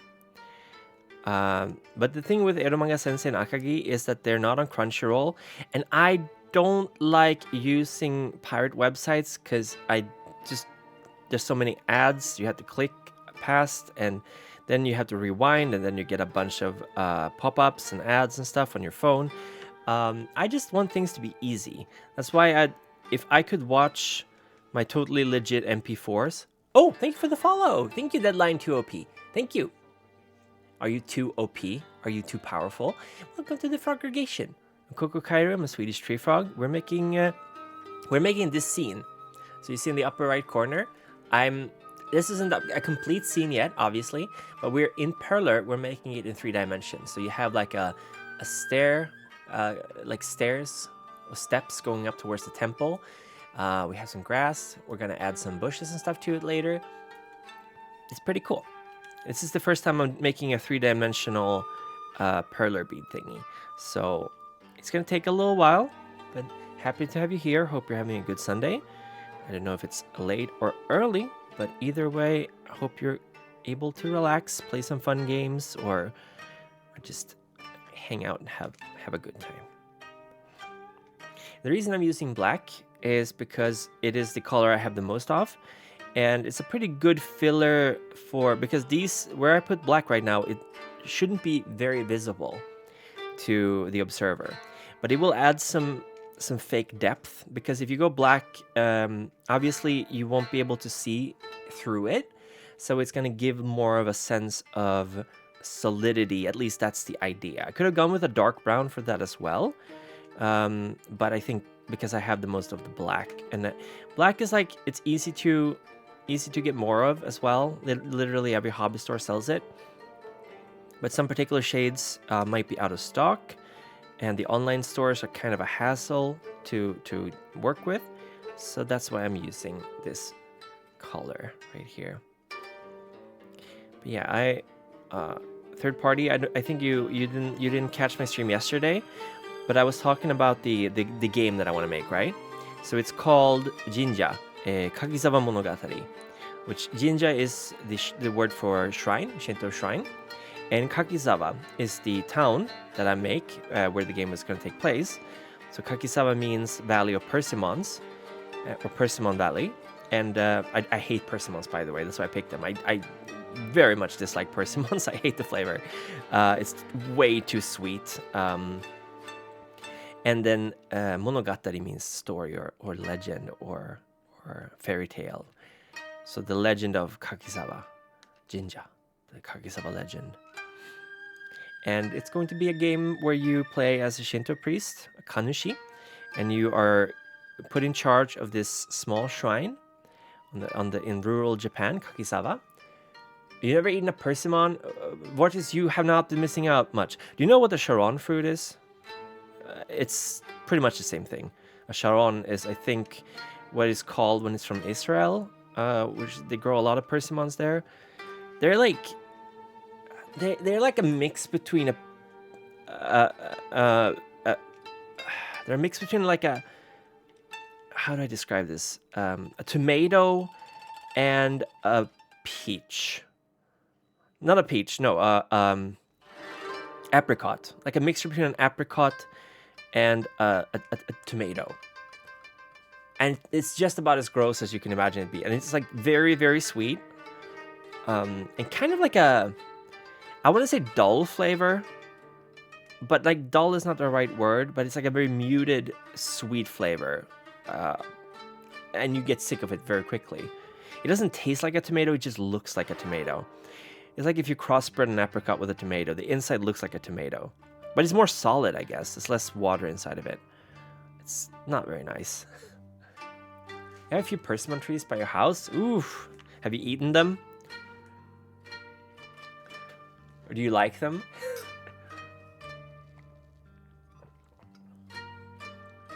I mean, they don't taste like a tomato at all. I guess they just kind of look like, they have the shape of a flat tomato, kind of. That's the best way I can describe it. I love apricots, though. Apricots are so good, especially apricot cream. So in Sweden, we do a lot of like fruit creams, where you like, it's not jam, but it's like a very, very thick soup-like thing. Not even a soup, more like, yeah, like a cream made from fruits, and using some kind of coagulating thingy to make it more thick, I guess. And it's like a very common afternoon snack for kids here. And I like to have apricot cream with milk whenever I want to spoil myself and I don't have a lot of money, because it's very nostalgic to me. I like apricots. Apricots are good. They're also very sweet, but they have a lot more flavor to them, I think, that isn't just sweet. Personally, my favorite fruit is the bigaro, which is like a kind of a cherry that's sweeter. Although I do like cherries, I have to say I like artificial cherry flavoring the most. I know that's weird. I know a lot of people would disagree with me, but I just plumb love artificial cherry. It's like the best flavor in the world. That and AEW root beer, A&W root beer. I absolutely detest that root beer isn't a thing in Scandinavia, in Northern Europe. Basically, you can buy root beer, but you'd have to pay like $1.50 for one can of root beer over here, which is ridiculous. I used to buy massive amounts of root beer on Amazon for a while, just import it and drink. I love root beer. And the reason I love root beer is because it tastes like a toothpaste I used to eat when I was a kid. So now you know my tragic backstory. I am a toothpaste eater. Root beer floats, I've never had that. Something deep, like I'm very skeptical to mixing ice creams with liquids in general. I guess I just haven't had a root beer float, so I wouldn't know if it's good or not. But I think I might have had something similar once, and I didn't like it. But I don't like vanilla Coke. I absolutely hate vanilla Coke. It's one of the worst flavors in the world. Fwob? Fwob? What's fwob? Frog. Hi, Goliath. Hello. Welcome to the stream. Look, we're making a 3-dimensional little tori. I would like to try a root beer float. I never had it, even though I've been in America a couple of times. I've been to New York, I think 3 times. I've been to Boston once. I've been to Fort Lauderdale in Florida. Horrible place. Never go there. I've been there once. God, it was despicable. It was the worst. I lived in a motel right next to a Walmart. It was and the highway, the highway and Walmart. I got a lot of Converse though. I bought like 8 pairs of Converse when I was there. And I've been to San Francisco. I was there in 2017 because I went to the Fan Fest in Las Vegas. So I've been to Las Vegas too. And I think that's all the places I've been to in America. So just the coasts. It's the East and West Coast. I'd like to go to Washington. Average Florida experience. Have I ever had sorbet and ice cream in the same bowl? Yes. Well, not in a bowl, but I've had them in a cone. But I love that. I love that mix. But I as I've gotten older, I don't like to mix them that much. I love green apple sorbet. It's so nice. Sour apple is also top tier flavor. Green apple flavor is so good. Lemonade float is that, but warmer. Oh, okay. I mean, it might be good. I'd like to try that. Lemonade. I like lemonade. There's an ice cream in Slovenia that's like lemon vodka sorbet, and it's so fucking good. It is so good. It's like you can get drunk on it, which I might have at some point gotten drunk on ice cream, and I'm not ashamed of it. It was very good. I like cocktails a lot. I used to have a custom drink that I used to go to a bar, and I'd ask for tender surprise, which was Kahlua Pisang. Okay, I don't exactly know all the ingredients, but there was like rum, coffee liquor, melon liquor, and vodka, I think. And I call it a tender surprise. It had ice shavings in it. And then it was like a really nice pale green. But then halfway through, it just turned pale white. And I'd call that the morning after regret. So you had the tender surprise and the morning after regret, or just the morning after. And then it just didn't have any flavor. I like cocktails. Rum, ice cream. Yeah, it's good stuff. Rural America, literally anywhere outside of major cities. Look, I'm terrified of America. You guys have guns. I've seen guns a total of 3 times in my life. I'm scared of guns. They're cool, but there's also a lot of people who are not cool, who need to defend their children from 40 to 50 wild hogs. So they need AR-15s. Sesame ice cream. I've never tried that. I tried green tea ice cream when I was in Japan, and I'll be honest, it fucks. It's really, really tasty. Green tea ice cream is so good. But you have to get over that. Because the thing is, as soon as you taste the green tea, your brain goes like, you know, the sound, because you're not supposed to, it's not supposed to be cold, right? But then after that, it's like, it's nice. It's very refreshing. It's very creamy, for some reason. But yeah, I had it at the Fushimi Inari, not Fushimi Inari, not Fushigi. Actually, it's real in Texas, Lamau. I have a concealed carry permit, but I don't even carry a gun. Oh my god, Singapore sling. I've never had that. I really like Vesper. Vesper is vodka, gin, and martini, and the size of lemon peel. It's just alcohol, and it knocks you the fuck out. You take 2 Vespers, you're done. You're done. It's the original James Bond cocktail. Shaken, not stirred. And I'll tell you what. A Vesper will knock you the fuck out. Venetian Snares cover? I don't know what the Japanese Venetian Snares cover is. I don't know a lot of cocktails, to be honest, but I do appreciate them. I was a big gin and tonic aficionado for the longest time, but Most of the time when I made them, it was more gin than tonic. I like, I really like mojito as well. Mojito is one of my favorites, but it feels like a bitch drink. I'm sorry. I feel more like a bottom every time I drink a mojito, but I don't care. I like them. I am a super bottom. I'm sorry. I'm such a bottom. Okay. Let me see here. There we go. Get in there. That's a tight fit. Haven't had many cocktails really. I mean, if you want to get drunk and you don't like the taste of alcohol, that's why you go for cocktails. I mean, there was a certain motif in the song My So-Called Life. Oh, I mean, these are all like classical Japanese pieces, so it's quite possible that you might have heard it in another scene. This is a biwa koto, I think.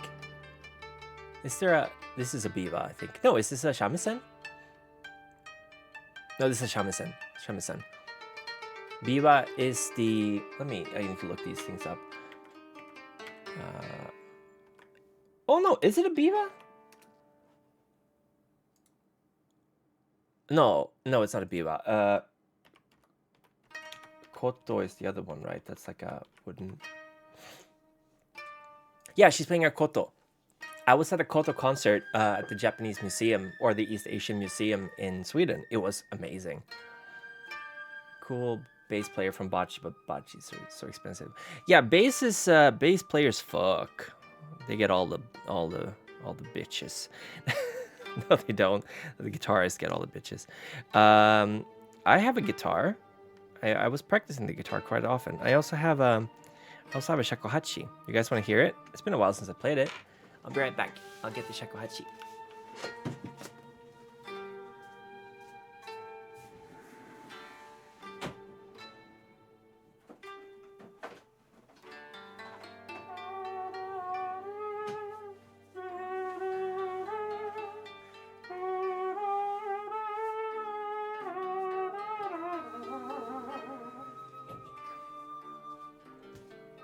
Okay. Hope this isn't going to be too loud. Let's see here. This is very, very old, and it's plastic, and this thing breaks very easily. So I'm thinking of getting a new shakuhachi soon.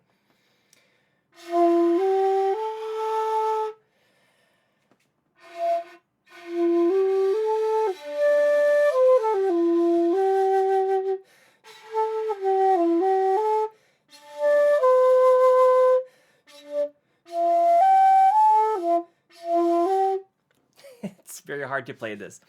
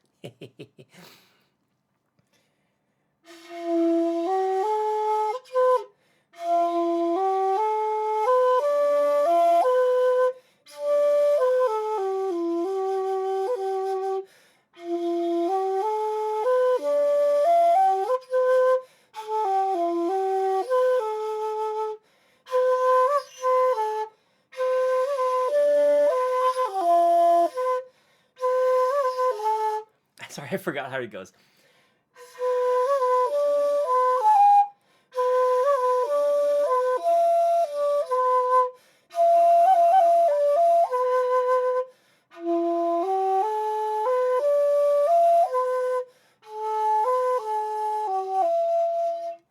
It's a shakuhachi. It is a Japanese bamboo flute. It's Korean originally. This is made of plastic, so it's not very strong. It's not very good. But see if I can do the oof.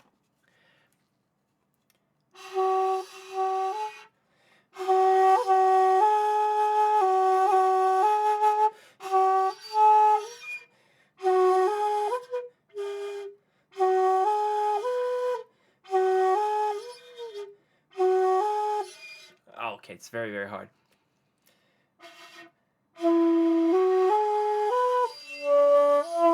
Get it? Select few. Okay. So a little bit of history with the shakuhachi. The shakuhachi flute, originally the people who played the shakuhachi flute were monks, Buddhist monks who were not blind, because the shamisen, or the biba, I'm not sure which one of it is, only blind monks were allowed to play those instruments. So if you weren't blind, you weren't allowed to play them. So a lot of monks learned to play the shakuhachi, right? And these monks were the ones wearing baskets over their heads. You've seen them. Like, I think one of the bosses in Sekiro is a ghost, and she has one of those baskets on her head. I don't know if she plays the shakuhachi. I think she plays the shamisen. But these monks were allowed to travel everywhere in Japan, which was very rare. Only merchants with permissions, nobility, and priests were allowed to travel. So because these priests obviously weren't blind, and they were supposed to be Zen Buddhists, not concerned with the outside world, a lot of times they were just kind of ignored or allowed to wander wherever. And they actually got hired by the shogunate to be spies. So a lot of shakuhachi monks, she plays the shamisen. A lot of shakuhachi monks actually were spies for the shogunate. And they were like paid to do that. Yeah, she plays the shamisen. The I don't remember her name, but the one that the samurai is trying to find. But shamisen generally were played by blind monks, I think, or it was the biba. I never remember which one of it was. They're very similar instruments. And this is with newer. This is a koto, but she's playing a koto right now, which is this kind of big wooden thing with a lot of rin. That's her name, yeah. A lot of strings on it. It's a very complex instrument, but the accompanying instruments, the strings, are not Japanese instruments. The strings in the background. But this main instrument is a koto. And those are very, very old. I think they were mostly for nobility because they were they're very big. They're hard to transport around, and they have like 30-something strings, which is pretty bananas.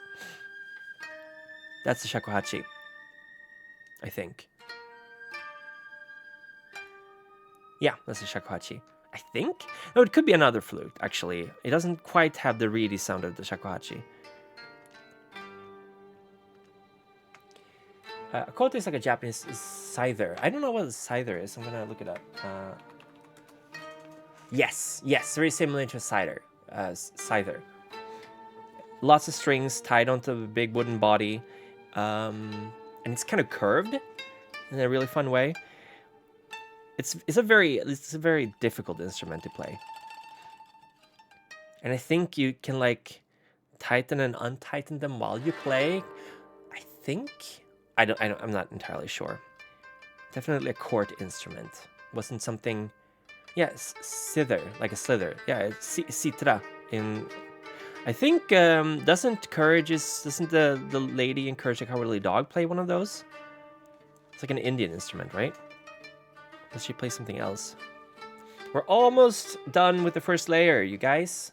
Are you proud of me? There's the motif again. Yeah, it's Sakura, I think. Dun dun dun dun dun dun dun. Isn't it?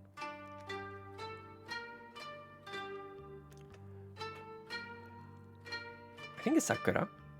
Sakura, Sakura, na na na na na na na. It's a very common recurring melody. And you should say it's certainly inspired by the song. Probably. I haven't heard it, but it's one of those classical pieces that if you study music in Japan, you absolutely have to learn it early on. Did you know that the shamisen, to graduate from Tokyo Daigaku's, I think it was Tokyo Daigaku's musical school, you needed to have a turtle shell plectrum for your shamisen. Those are not legal to make. So either you had to find it secondhand, or you buy it through less than legal means. But it was literally a requirement. At least it used to be, my teacher told me. I don't know if it still is. But it was literally a requirement to pass the course. You had to have a turtle shell plectrum. Or whatever they're called in English. Really makes you think, doesn't it? Boom, boom, boom, boom, boom, boom, boom, boom. Yeah, I got the resin nowadays. Yes, that's good. Because it was said that only a turtle shell could produce the exact kind of sound, blah, blah, blah. That's like a thing. A lot of the Japanese people, the bachi. Yeah, maybe, probably the bachi, yes. I don't know the proper terminology. I don't play string instruments. I'm not a loser. I'm not a virgin. I played a flute. One time at band camp. So, oh, wind instruments, yes. Wind instruments are good. I actually wanna play the drums. I think I would be a really good drummer, but I don't have a drummer's kit. I used to play drums in Guitar Hero, Metallica, when I played that with my friends. I was really fucking good. I played with a double, what are they called? The pedals, double pedals. That was really fucking good. But that was many, many years ago. But I love drumming. Drumming is like, I'm very good at keeping the, what's it called, rhythm. The rhythm of the night. Dyer's even expert. But what was I gonna say? Yeah, I really like the Kagura dance music for Shinto shrines. If you've seen Your Name, Kimi no Nawa, which is the very good, very, very good movie. If you haven't seen Your Name, if you haven't seen Kimi no Na, if you haven't seen it, well, you broke into drum sets. Good on you, good. But if you haven't seen that anime, really go watch it. It is absolutely amazing. It's a movie. It's not a series. And it's about finding your one true love, sort of. I'm not going to say anything more than that. It's very, very emotionally heartrending. I cry every time I watch it, and it's really, really well made. And it has... So one of the characters is a Miko. She's a shrine maiden. And she dances. They have a tradition where they make kusake? Kuchisake? I think guchisake. Like mouth sake. Which is where you chew the rice. You chew rice. And then you spit it into a bowl. And the bacteria of your mouth will ferment the rice, basically. It's like an old tradition of making alcohol. It's... I mean, alcohol is alcohol, right? But there's also baby poop alcohol, Korean baby poop. If you haven't just swapped in, awaken anything in me, I swear. Stop looking at me like, Goliath, it's okay. Just embrace it. Just embrace it. I think I said this before. I got a lot of... Someone got really, really upset at me for saying that. But I don't think it's very uncommon for men or women to... at times kind of wonder what it would be like if they were the opposite sex. I don't think there's anything to it. I think that same kind of gut reaction to being upset about that is the same kind of people. Like, I genuinely refuse to believe that there's a single parent out there who's never regretted having a child. Alcohol made of what? Hi, Tido. Hello. Hi, Owl. How are you? Yeah, they make alcohol with spit. They chew rice and then they spit it into like a canister and have it ferment with the bacteria from their mouth. It's like an old way of making sake in Japan. But yes, basically, I refuse to believe that there are parents who have not at one point or another regretted having kids. That doesn't mean that they don't want to have their child. If a guy imagines himself as a girl at some point, or a girl imagines herself as a guy, that doesn't mean they're trans, and that doesn't mean anything. Because, like, oh yeah, maybe you've imagined yourself, when you've been really mad at someone, you imagine beating them up. Does that mean that you want to beat people up? Does that mean that you're a bad person? No, because the brain works in mysterious ways. So I don't think it's weird to say that at some point or another you've imagined that kind of scenario. South American coffee made from beans taken out of cat poop. Yeah. yeah. Is it cat poop or is it some kind of ape? Some kind of little monkey? that does it, like a cappuccino or something. But yeah, I mean, the beans just, I don't know. Food is weird. Food can be made out of all kinds of things. So yeah, there's virgin boy eggs. If you guys don't know what a virgin boy egg is, I'll enlighten you today. A virgin boy egg is an egg boiled in the urine of a tree carnivore. Yes, is an egg boiled in the urine of a young boy, preferably prepubescent. It's a delicacy in certain Chinese towns. Well, it's not a delicacy. It's like a medicinal egg that's supposed to help you with your liver and kidneys. And it has literally no medical benefit whatsoever. Extensive research has been done into urine, and it's not good for you. It's one of those Chinese traditional medicine things that's supposed to balance your yin yang in your liver and stuff. It doesn't. It really has no effect.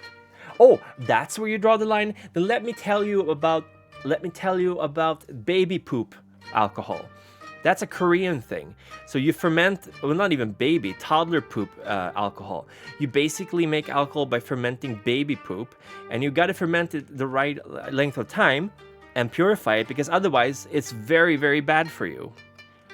You know, maybe someone should have sat down and be like, hey, this alcohol that we're making out of baby poop, we don't need to make it anymore because it's bad for us if we don't do it properly. I don't know. Maybe I shouldn't be shitting on other cultures, but that's like, no, you don't need to drink booze made from poop. No. Poop comes out of the butt. It's waste. I get it, like maybe, I don't know. It's just, to me, it's really unreasonable. I don't know. If they use shit, you can shit on them. I guess. Century. Yes, I was delicious, but the public wasn't ready for me, and then Salty took me off his damn menu. I'm so fucking delicious. Hi, Neil. Just Frog this time? I see. Hello, Neil. How are you doing? Welcome to the stream. So, also, for those of you who showed up recently and wondering why I'm talking about baby poop and stuff, this is what we're making right now. This isn't finished, but I'm making a voxel kind of schematic for this model. And we want to make like a little scene. So we're going to make it in 3 dimensions. Out of morbid curiosity, I want to try snake whiskey sometime. I don't know. I severely lack the morbid curiosity gene. I am a hobbit. I don't like trying new things. I don't like traveling. I don't like things that I'm not prepared for. So going to Japan for a month was the best, because only once was I ever feeling unsure about things, and that's when I got on the wrong bus after my 100-kilometer bike ride, and I was like, wait a minute, we haven't left the island and we've been going around for 45 minutes. This island is not that big. We should have left by now. And it turns out we were just going around on the island. But yeah, I don't like traveling much. I don't like testing new things. I like my food plain and boring. I use ketchup as my main spice. I'm sorry, I'm just a boring person in that sense. I like comfort. Yeah, being a vegetarian in Japan is not super easy. It's certainly more doable now than it used to be, but especially if you go to rural areas, you will struggle to find good, like, obviously you can, it's easier if you cook yourself, but most restaurants won't carry vegetarian menus. It'd be like, yeah, what protein are you having? What meat are you having? Okay, low-key, can I just say that I absolutely dislike it when menus go like, oh, choose your protein source. I'm like,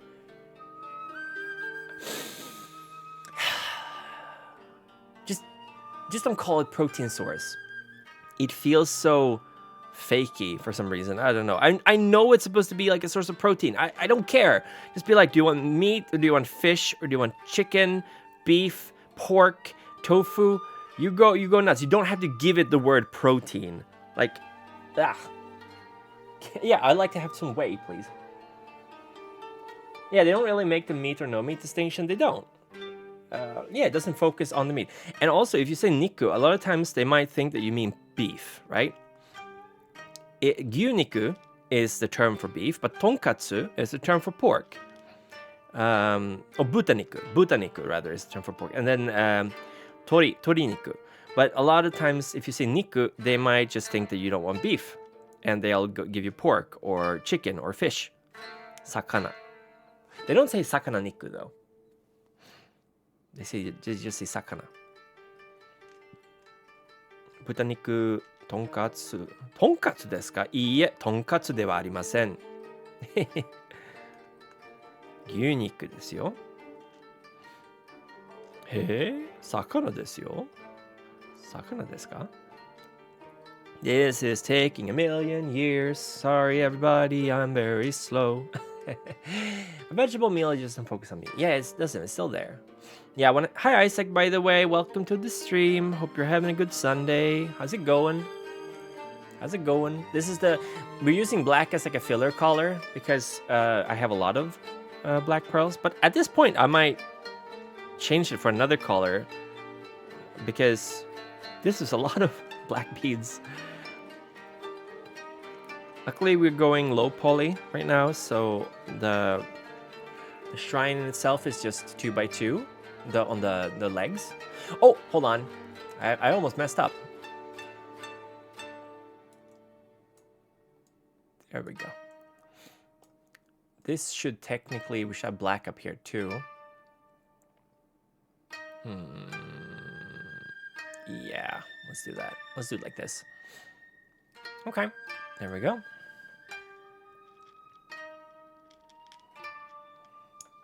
I don't think there's any restaurant in the world that would be like, yeah, here's whey. You can have that as your protein.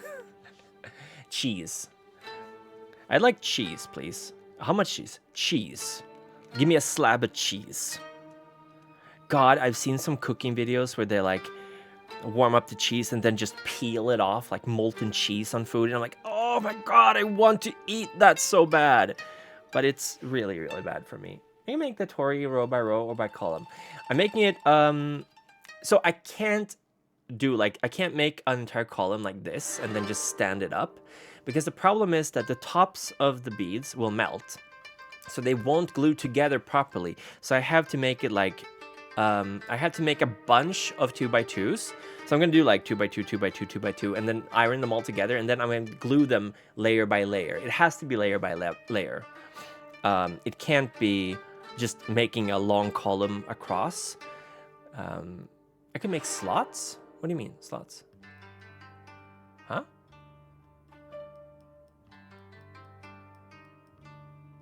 What do you mean? 全然わかんない. Oh, so I can slide the tori in. You know, that's not a bad idea. That's not a bad idea. I should do that. I'm going to do that. So that's a good idea, actually. We'll make a hole here so we can have the... Yeah, but it's going to be glued in anyway. It's going to be glued in anyway because I'm going to be using a plastic glue. Because the tori has to be glued together. I can't. There's not enough. There's not enough voxels to build it in the proper way. I've been looking at a lot of like architectural models. I've been buying some models of Booth, just to kind of get the feeling for how these things are built. The problem is, even searching in Japanese, it's very, very hard to find blueprints. It's very, very hard to find like step-by-step videos, because this is still like a very much a tradition, a knowledge passed down from generation to generation, like building of temples and stuff. So a lot of it is like isn't taught by book, but rather by practice. Sorry, I dropped an olive green here. So it's very hard to find like a good... The nuki will get saggy. What's a nuki? The tanuki. Oh. Yeah, you're right. We'll make like a little opening that we can shove him down into. What's a nuki? Tanuki? Tanuki balls? They have big balls. There's a NPC in Vice City who's like, you have balls. I like balls. It's very, very funny. Vice City is probably my favorite GTA game, to be honest, because Tommy Vercetti is like legitimately absolutely nuts. Oh, the crossed beam. Yeah.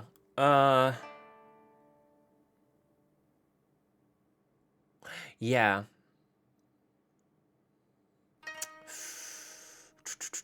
I don't know if I can slide the Nuki through, because I made it as wide as the pillars. The thing is, if I make it, I could make this bigger. I could make it 4x4, and then, you know, let's try that. Let's make it 4x4. Let's just give that a try. I mean 3x3, actually, rather. Sorry. So we make it like this.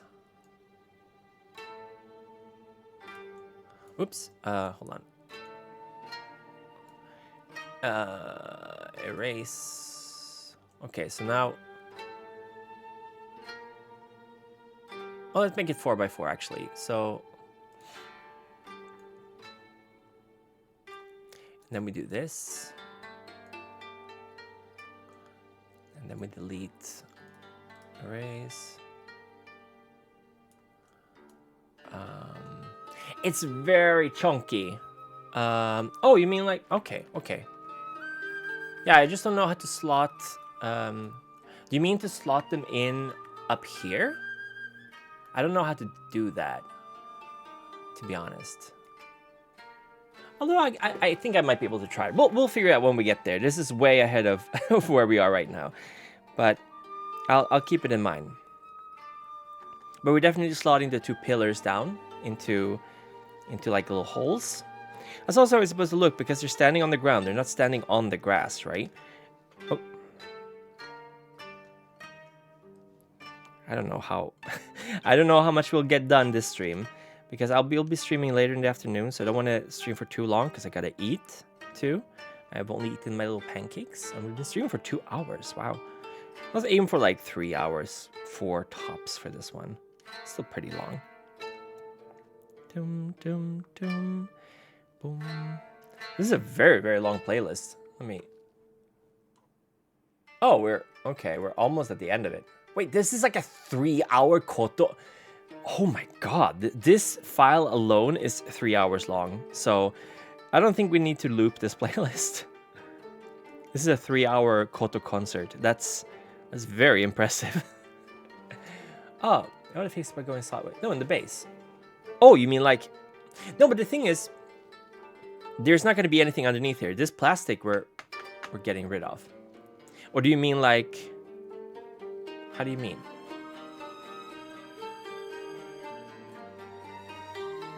Oh yeah. I mean, I'm slotting it into the base, but there's not going to be anything below this. This plastic thing we need to remove at the end. This underneath, this won't be here. This will be removed because I need to use this. I'm not going to keep it. So this layer here is the base. This is the base layer. This is the bottom layer. There's not going to be another thing below.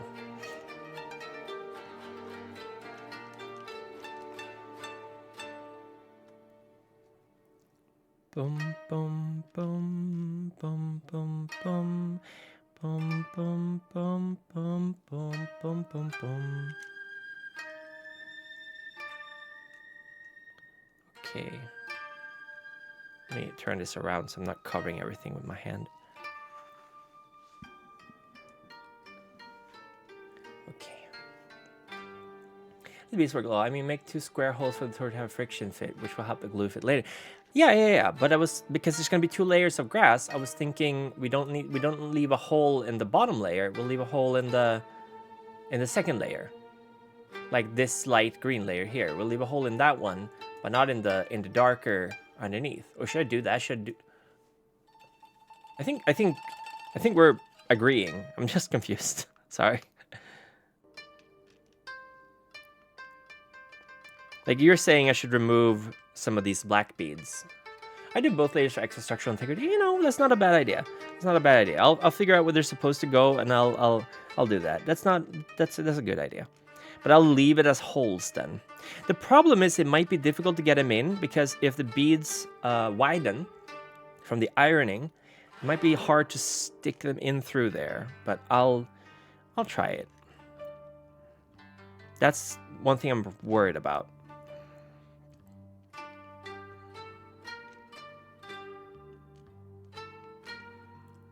Oh, nothing. Yeah, that's true. I can use a box cutter. You're right.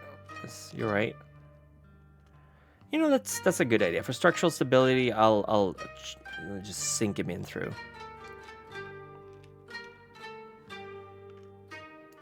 Boom, boom, boom, boom, boom, boom, boom, boom, boom, boom, boom, boom, boom, boom, boom, boom, boom. Can't believe they're playing for 3 hours.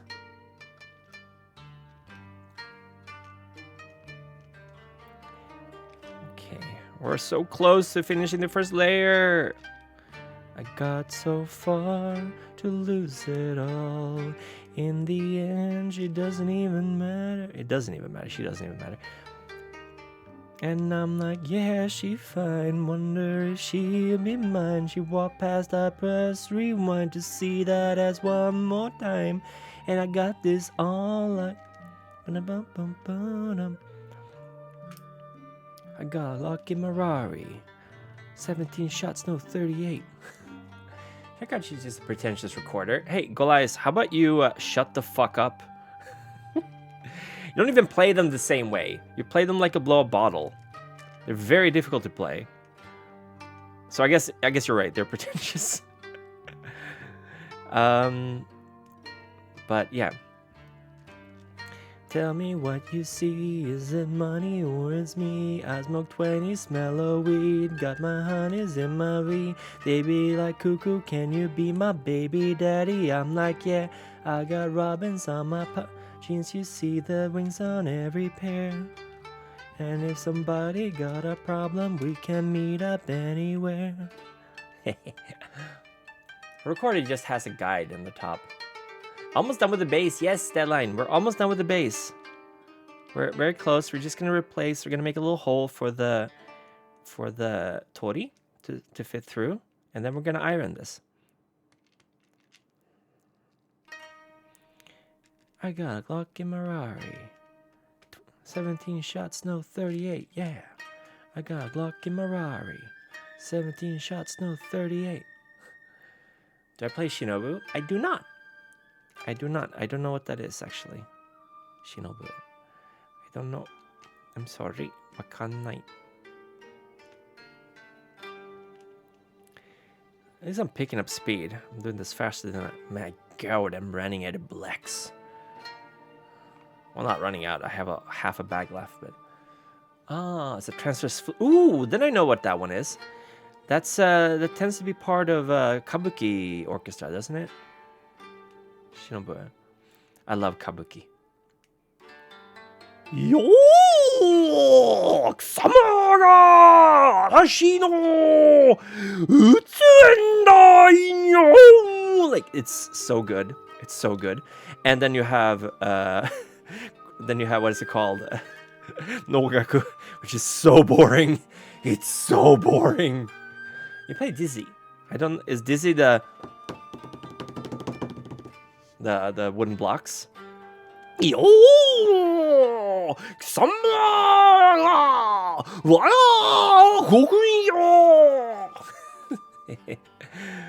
I just Kabuki is just so cool.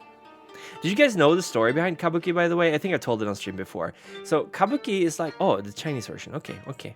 Yeah, Dizzy. I was like, that doesn't sound like a Japanese word. Dizzy. But Kabuki was like a beach performance. Basically, it was like prostitution and theater. It was often like very lascivious theater performed by young women who also sold themselves, and they would travel on barges, I think. And beaches tended to be like the areas, or like not beaches necessarily, but like river banks. They would be like where the filthy people gathered, the ones who did the tanning and the funeral rites and you know all the stuff that was dirty, right? So the emperor got kind of upset. I think it was the emperor. I don't think it was the shogun, because a lot of people were just buying sex from these ladies, right? And that's no good. That's not the Buddhist way. So he literally went like, okay, women are not allowed to perform theater. No more women in theater. But then a bunch of young guys were like, okay, well, it says women, but here's a bunch of horny people, and they, you know, a hole's a hole, right? So they started doing it and selling their booties for petty cash. And the emperor was like, no, this is not good. Okay, young men are not allowed to do this either. And then old men were like, okay, well, I mean, I'm not a young man, so I can do it. And then old men started doing it, but it turned into more theater and less prostitution at that point. Literally boats and hoes. Kaeru kiss shot Acerola Orion flute under breath. 我が名前はキッショタセロラオリオンハーツ&ブレードと呼んでキッショットアセロラオリオンハーツ&ブレードと呼んで読みなさい。そうですわ。I love Kiss Shot. She's the best. I have a lot of Kiss Shot models and a lot of Shinobu models. She is beautiful. I love her. Shimawath. Best character ever made.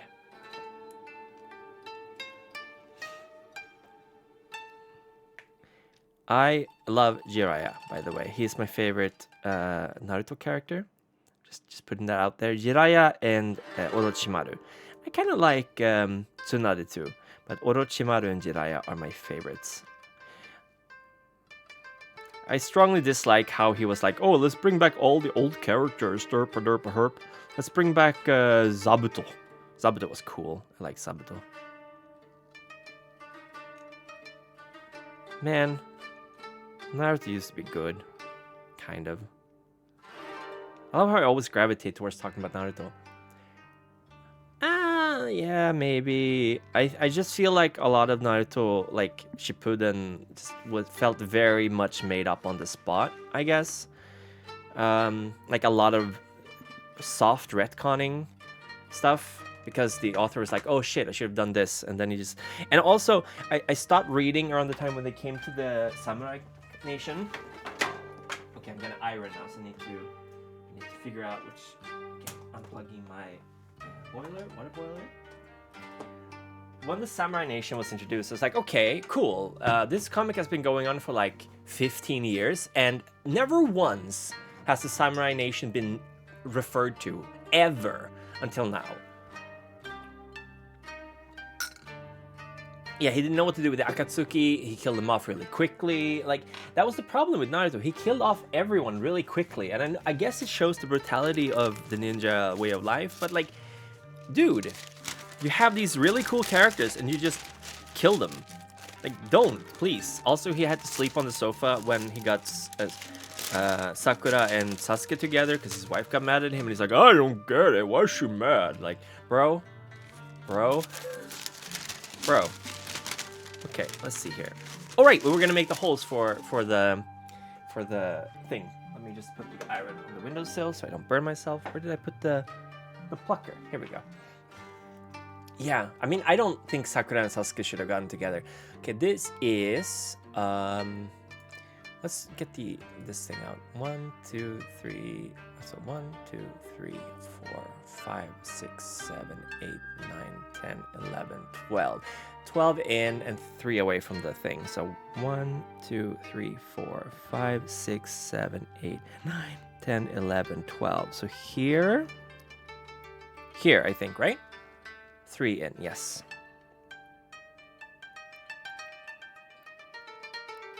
This is where we're putting the... Yeah, this is where we're putting the tori.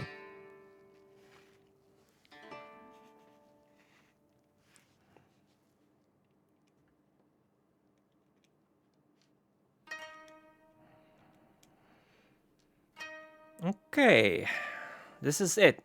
Are we sure this is what we want to do? I think so. I guess we could remove the... We could replace the brown with the gray, but it doesn't really matter. Pain arc was the turning point for Naruto. After that, it went downwards. I did enjoy beat kicking Sasuke's ass. I think the pain arc was really boring, yeah. I didn't much care for it. It killed off one of the best characters. I never thought Pain was interesting. It kind of ruined Akatsuki for me. It's asymmetric. Oh, you're absolutely right. Thank you. No, wait.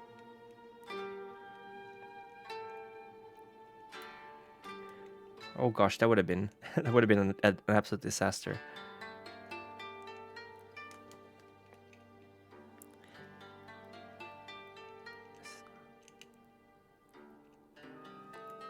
Is it? Okay, it's straight now. Okay, good. Thank you, Isaac. Sakura, out of all people, would know her own values and not settle just for someone she met. The thing is, though, her entire arc was like, I'm done with Sasuke. I've been trying to follow him for so long, and he doesn't care about me. I don't care about him anymore. I'm worth more than this. And then she's like, oh, Sasuke, I love you. It's like, fuck you. I don't like Sasuke. And Sakura deserved better. She could have just gone unmarried. She could have done Tsunade. Like, that's the thing. It's like very like, everyone got married and had kids. Like, no. Come on. It's like the Harry Potter ending. It's so boring. She should have gone Tsunade. Absolutely. She could have fucked around. Like, she could have done whatever she wanted. I think the only like, I like Temari. Temari is really cool. She and Shikamaru are good together. He respects her a lot, and she's strong. Like, strong, I think. Which I like. But if I hate anything, it's a trope that girls always have to fight girls. I just think it's boring, because it's like, I don't know. If I'm watching shonen, I shouldn't be surprised if that's going to be the content, because guess who's reading shonen? It's not a lot of girls, and the girls who read it, they do the yaoi shipping. Yeah, they're very cute together. I don't mind the yaoi shipping, to be honest. Like, I like it. That's why I like Tiger and Bunny. It is so gay. It is such a fucking gay show. Her interpersonal arc was getting over Sasuke. Her personal arc was being strong by herself. Yeah, and then she just got together with Sasuke. If you fly underwater, you're a notebook without pages on a rock who is dancing on a mountain home. Nice! Nothing much. That's song lyrics. That sounds cool. If you fly underwater, you're a notebook without pages on a rock who is dancing on a mountain home. Cool. Sounds like a song lyric. Ino and Sai makes sense. Yeah, no. I mean, he's probably the only one who could handle her. I don't like Ino. I don't like Sai either, though. I actively very much dislike Sai. I thought he didn't add much. It was very clear that the author had no idea what to do with Sai. He wrote it. Nice. He did not know what to do with Sai. After he was introduced, he very quickly just kind of disappears because everyone's like, he's kind of boring.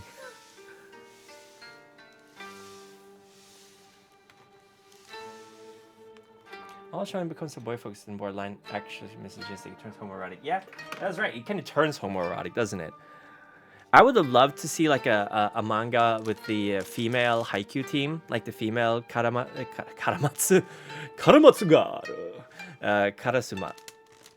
The female Karasuma volleyball team, I like them. I was rooting for them a lot. I don't think... No. These are not melted at all. Okay, hold on. Let's put back in you go. Back.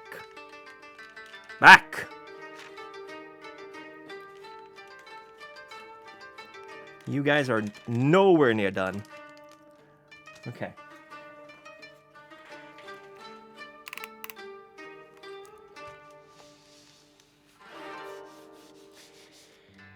But I mean, I don't know. I really like Freeren.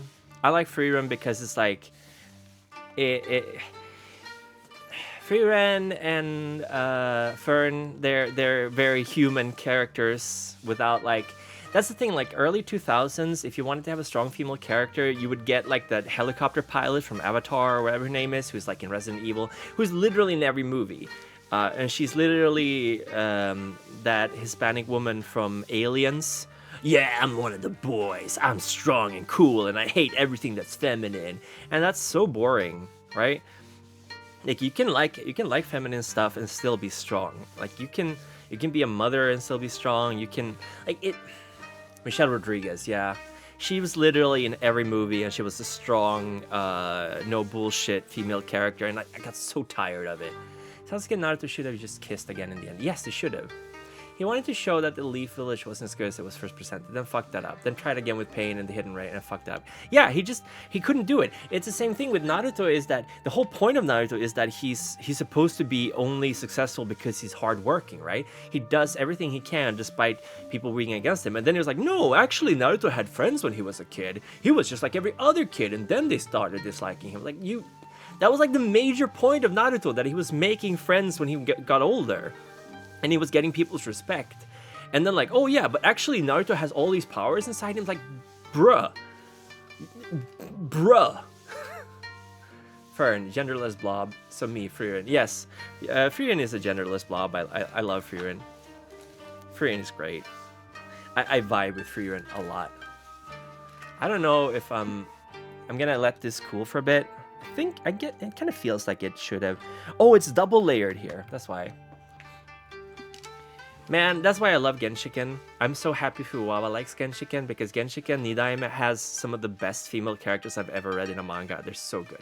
I still have to watch Delicious in Dungeon though, or Dungeon Meshi. I haven't seen or read that yet. I did get the first volume as a gift on Throne a long time ago, but I accidentally wished for the German version. You're like Biscuit from Hunter x Hunter. I haven't watched Hunter x Hunter or Hunter x Hunted. You didn't click with Dungeon Meshi? I don't know. It feels like it's a very acquired taste. It's one of those shows that like it feels like this year's Bocce the Rock. I didn't mind Bocce that much, but it didn't really stick with me. Like I enjoy it just fine, but like I think I'm gonna watch it, but it's definitely not Frieren, which I was like hooked on episode 1. Okay, yeah, okay. This is good. Let's let it cool for a little bit. And we'll see what happens. I don't want to be too aggressive with the iron, because then it just flattens, and that gives us a lot of problems later. Ideally, I think I might actually iron the bottom side of it as well, because that's going to make it more solid. With Frieren, I was like, this is my type of cozy, and then the demons arrived and it turned beyond brutal. The demons are yeah, the demons are cool. I like the demons. I think they did demons well. I like a show that goes, actually the demons are monsters. They're horrible beasts. They will literally show no mercy. They exist to destroy. I like that kind of like moral quandary. But because a lot of times they're just like, ooh woo, I'm actually cute and cuddly, ooh woo. But no. They're there to kill you. They want to kill you. And I want them to kill me. But yeah. The only thing I'm struggling with is like now there's like this. I'm not caught up on Frieren yet, so no spoilers. But I'm at the part where they do the magical exam, and I'm like, okay, I'm not sure how I feel about this so far. Okay, see, this is melted together pretty well. This part here isn't. Oh, there's a very clear line. There's a very clear line where the paper was folded. So let's do a little bit more here, because this wasn't entirely glued together. You gotta make sure not to press it, and you gotta move it around so there's not too much heat in one place at one time, because that makes them melt. I mean, I'm saying this, but I'm probably messing it up anyway, but I think that should be okay. Frieren just said gamer word to R. Oh, I'm sorry, Goliath. I'm sorry for the spoiler. But yeah, Aura, I miss her. She's so cute. I want her to step on me. I like Aura a lot. She's great. She's great. Good character. I gotta read the Dungeon Meshi manga. Okay. I mean, this line is going to be barely perceptible anyway. Frieren demons are basically just really advanced mimics. Yes! And I like that. They're just... They're mockingbirds, sort of. Not mockingbirds, they're cuckoos.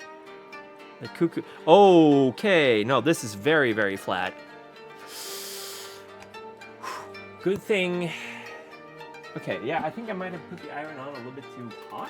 So let's screw it down a couple of notches. I'm gonna let this cool down, though. Look at you can see the edge here where the paper was folded. Oh, hold on. Yeah. It's bad. The only mimic for you won't fall for. I mean, yeah, absolutely.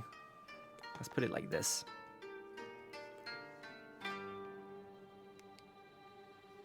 Bum, bum, bum. The road recovered well. Oh no, I forgot to do the grass on the road thing. It's already coming off. Some of the base layer. Or she would absolutely, I'd be like, oh, you want to decapitate me? Here's my neck. I love her mouth. I said this before, but I'm a mouth person. Animes will absolutely rise or fall based on how they draw mouths for me. And it's not that they have to be aesthetically pleasing, but I just love the way they draw mouths in Frieren. They're very, very good. Instant loss against Aura. Yeah, sign me up.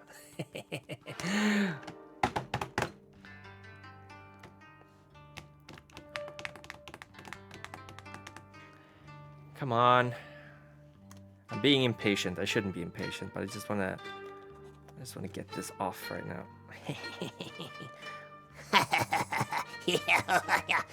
Look at Wansha. I love Korone's gremlin laugh so much. Okay. Let's iron it a little bit on the bottom.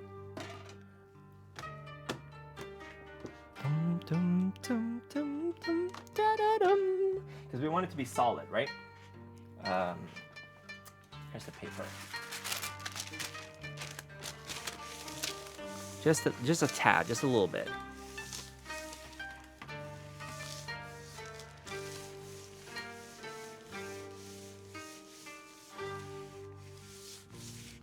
I love Frieren's obsession with the clothing dissolving potion.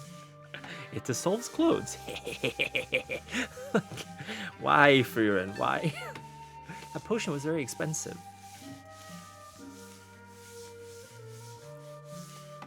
Okay, let's leave it lying here for now, a little bit.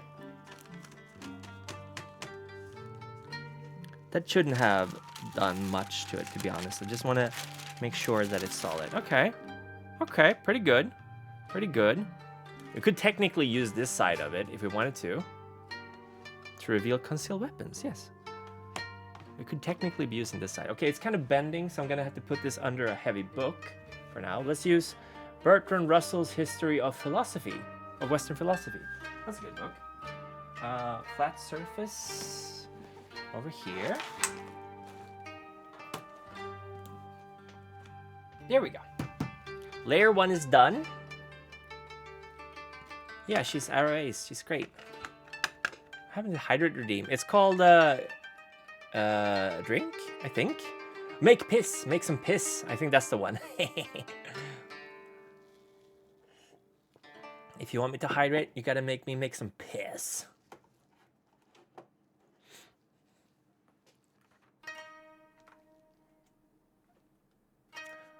Sorry, can't talk right now. I'm making piss.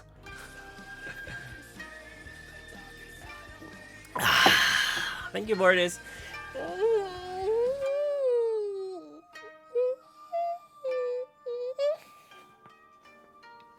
Stretch. Thank you. Thank you. Okay, now we're gonna make second layer. Oh, that's the problem with these things. They get like bent. They become uneven. Which I don't like. Uneven. They become uneven. I'm very Swedish. Okay, so for this layer, we'll start by making the greens, I guess. Light green. Here we go, baby. Yeah, baby. Yeah. So we're gonna make two parts because now we don't have the path, right? We don't have the path going in. And that was 7 from. So here's the middle. 1, 2, 3 here. And then from the middle, 1, 2, 3, 4, 5, 6, 7. So there we go. This is the borders. Thank you. I'm glad. Goo, very cute. I'm sorry. Thank you very much. Thank you. Go. So. Bum bum bum, dum dum dum, bum bum bum bum, boom boom. This is taking forever. Forever! You must go buy eggs for Bart. Go buy eggs for Bart. I am your wife. I am your wife. You must go buy. Sunk cost fallacy. High human error. I don't believe that's a thing. I think we have full control of ourselves and I can quit whenever I want. I am not addicted. Hi, human error. Good day. Welcome to the stream. I don't think we're going to be able to finish even the second layer of this. So we'll see how far we get. How's your day going? All right, is it good? Is it bad? Is it medium? Is it rare? I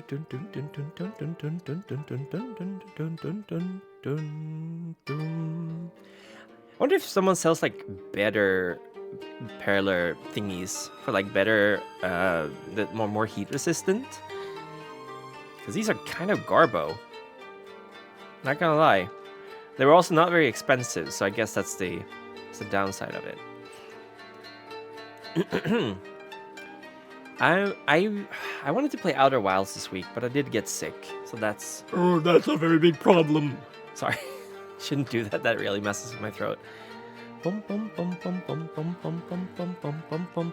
But yeah, the collab is going to be on my channel. It will be at 5 p.m. UTC, so 6 p.m. Swedish time. And it's going to be me and Bjorn, and we're trying to find a third member. We have sent out some tendrils to see if anyone is interested, and we're going to be playing Monster Prom because it's Valentine's and we all want to celebrate forever alone. Soup is cooking. Your nails are so much nicer than mine. Really? Thank you. They're not that nice. I do have a thing here on my finger. I don't think you can see it, but the nail bends kind of weirdly, and the reason for that is my mom slammed the car door on my finger by accident. I should say, by accident. Accidentally slammed the car door on my finger once. The door closed. The door closed with my finger in between. Soup is cooking, been out for a weekly shopping tour for food and such. Lunch is done soon. Oh, you're getting shit done. It's a very productive Friday for you. I'm proud of you. Good job. Take some rest. Accident? Yeah, I have to legally describe it as an accident due to the NDA clause I had to sign. No. NDA I had to sign. Non-disclosure agreement.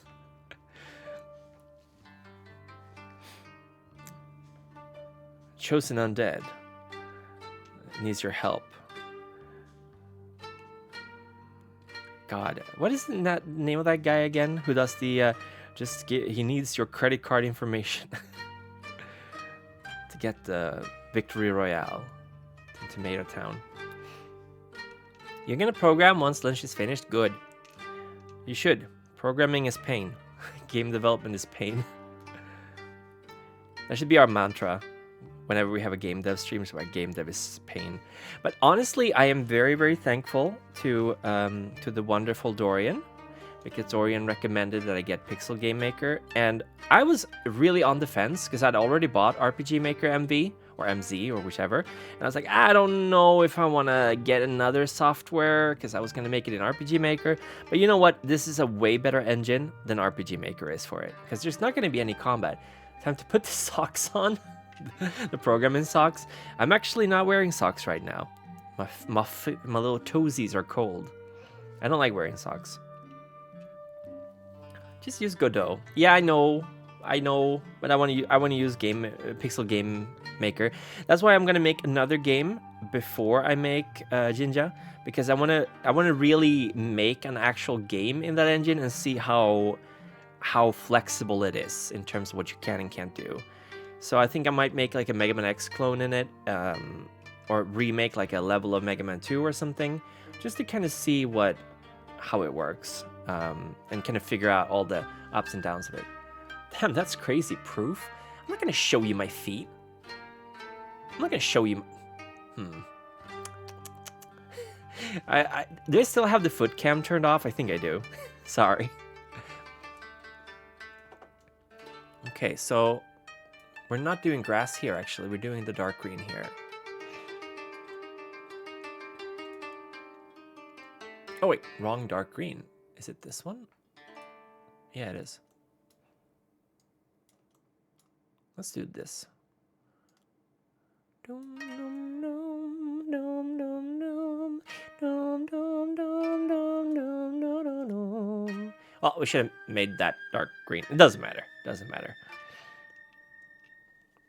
Well, actually, no, it should be this green. What am I doing? I'm dumb. There we go. Ripwood Cam. I want to test out how the slavery roguelike could work with standard JRPG fight system instead of going full XCOM. I never got into XCOM. I tried for the longest time, but it's like, it's not my kind of game. I think I said this about Final Fantasy Tactics 2. And Final Fantasy 8.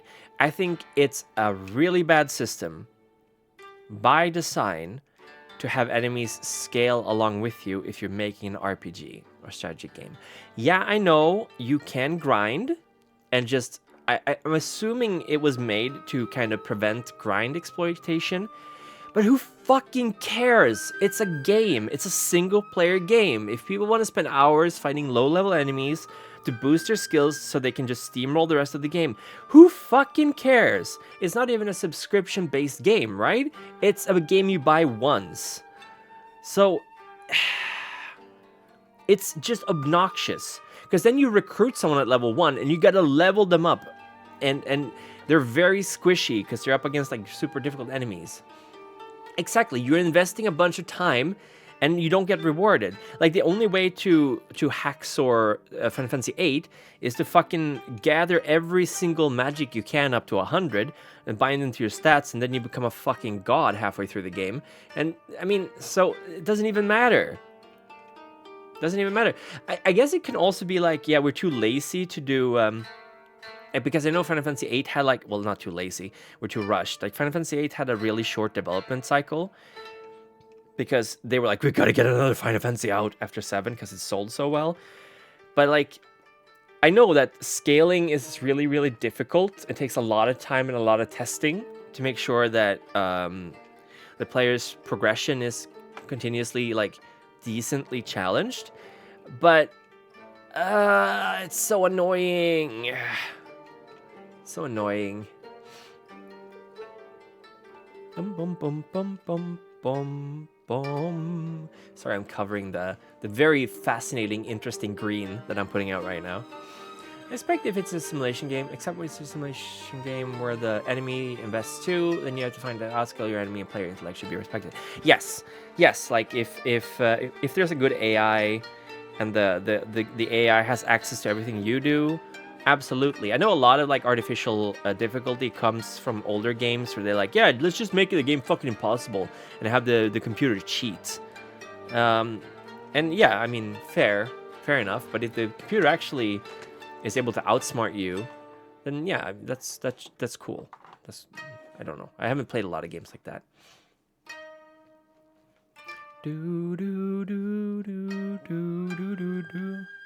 Okay, we got to figure out. Okay, so how many? It was 12, right? 2, 3, 4, 5, 6, 7, 8, 9, 10, 11, 12. Okay, so 12 in. That's how far we're going. So 1, 2, 3, 4, 5, 6, 7, 8, 9. 7, 8, 9. Oh my god, it's gonna... And then they're gonna eat me. Oh my god. Sorry. YouTube poop. So 1, 2, 3, 4, 5, 6, 7, 8, 9, 10, 11, 12. I literally promised I wasn't going to scream or make weird sounds to stream. And there I go, making weird. You gotta buy eggs for Bart. You must buy eggs for Bart. I will buy eggs for Bart. My wife, speak to me in a language which I does understand. Ow! Yow! Yow! I think if the computer has choices and dev finds a way to quickly measure opportunity costs within limited information space, then it can lead to smart scaling AI. Yeah, maybe. It also really depends on how challenging you want your game to be be honest. Like, I like pixel perfect precision jumping with very responsive controls. I like jumping aspects in like 2D platforming games. And I like, I think Jump King is consciously obnoxious because it's not intuitive, and it's all like, I know it's about timing, but it's a lot about like making like little equations in your head to be like, okay, so if I press for this long, I'm gonna jump this much. But it's a little too it's annoying, Jump King, in a sense. And I'm not saying that as a cope because I suck at it. Okay, maybe I'm saying that as a cope because I suck at it, but still. I kind of got tired of Jump King after a while. Bum, bum, bum, bum. Sorry for the snifflies. Still a little bit of a cold.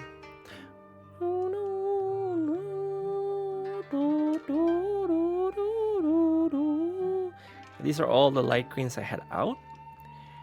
So I'm kind of wondering if I should make...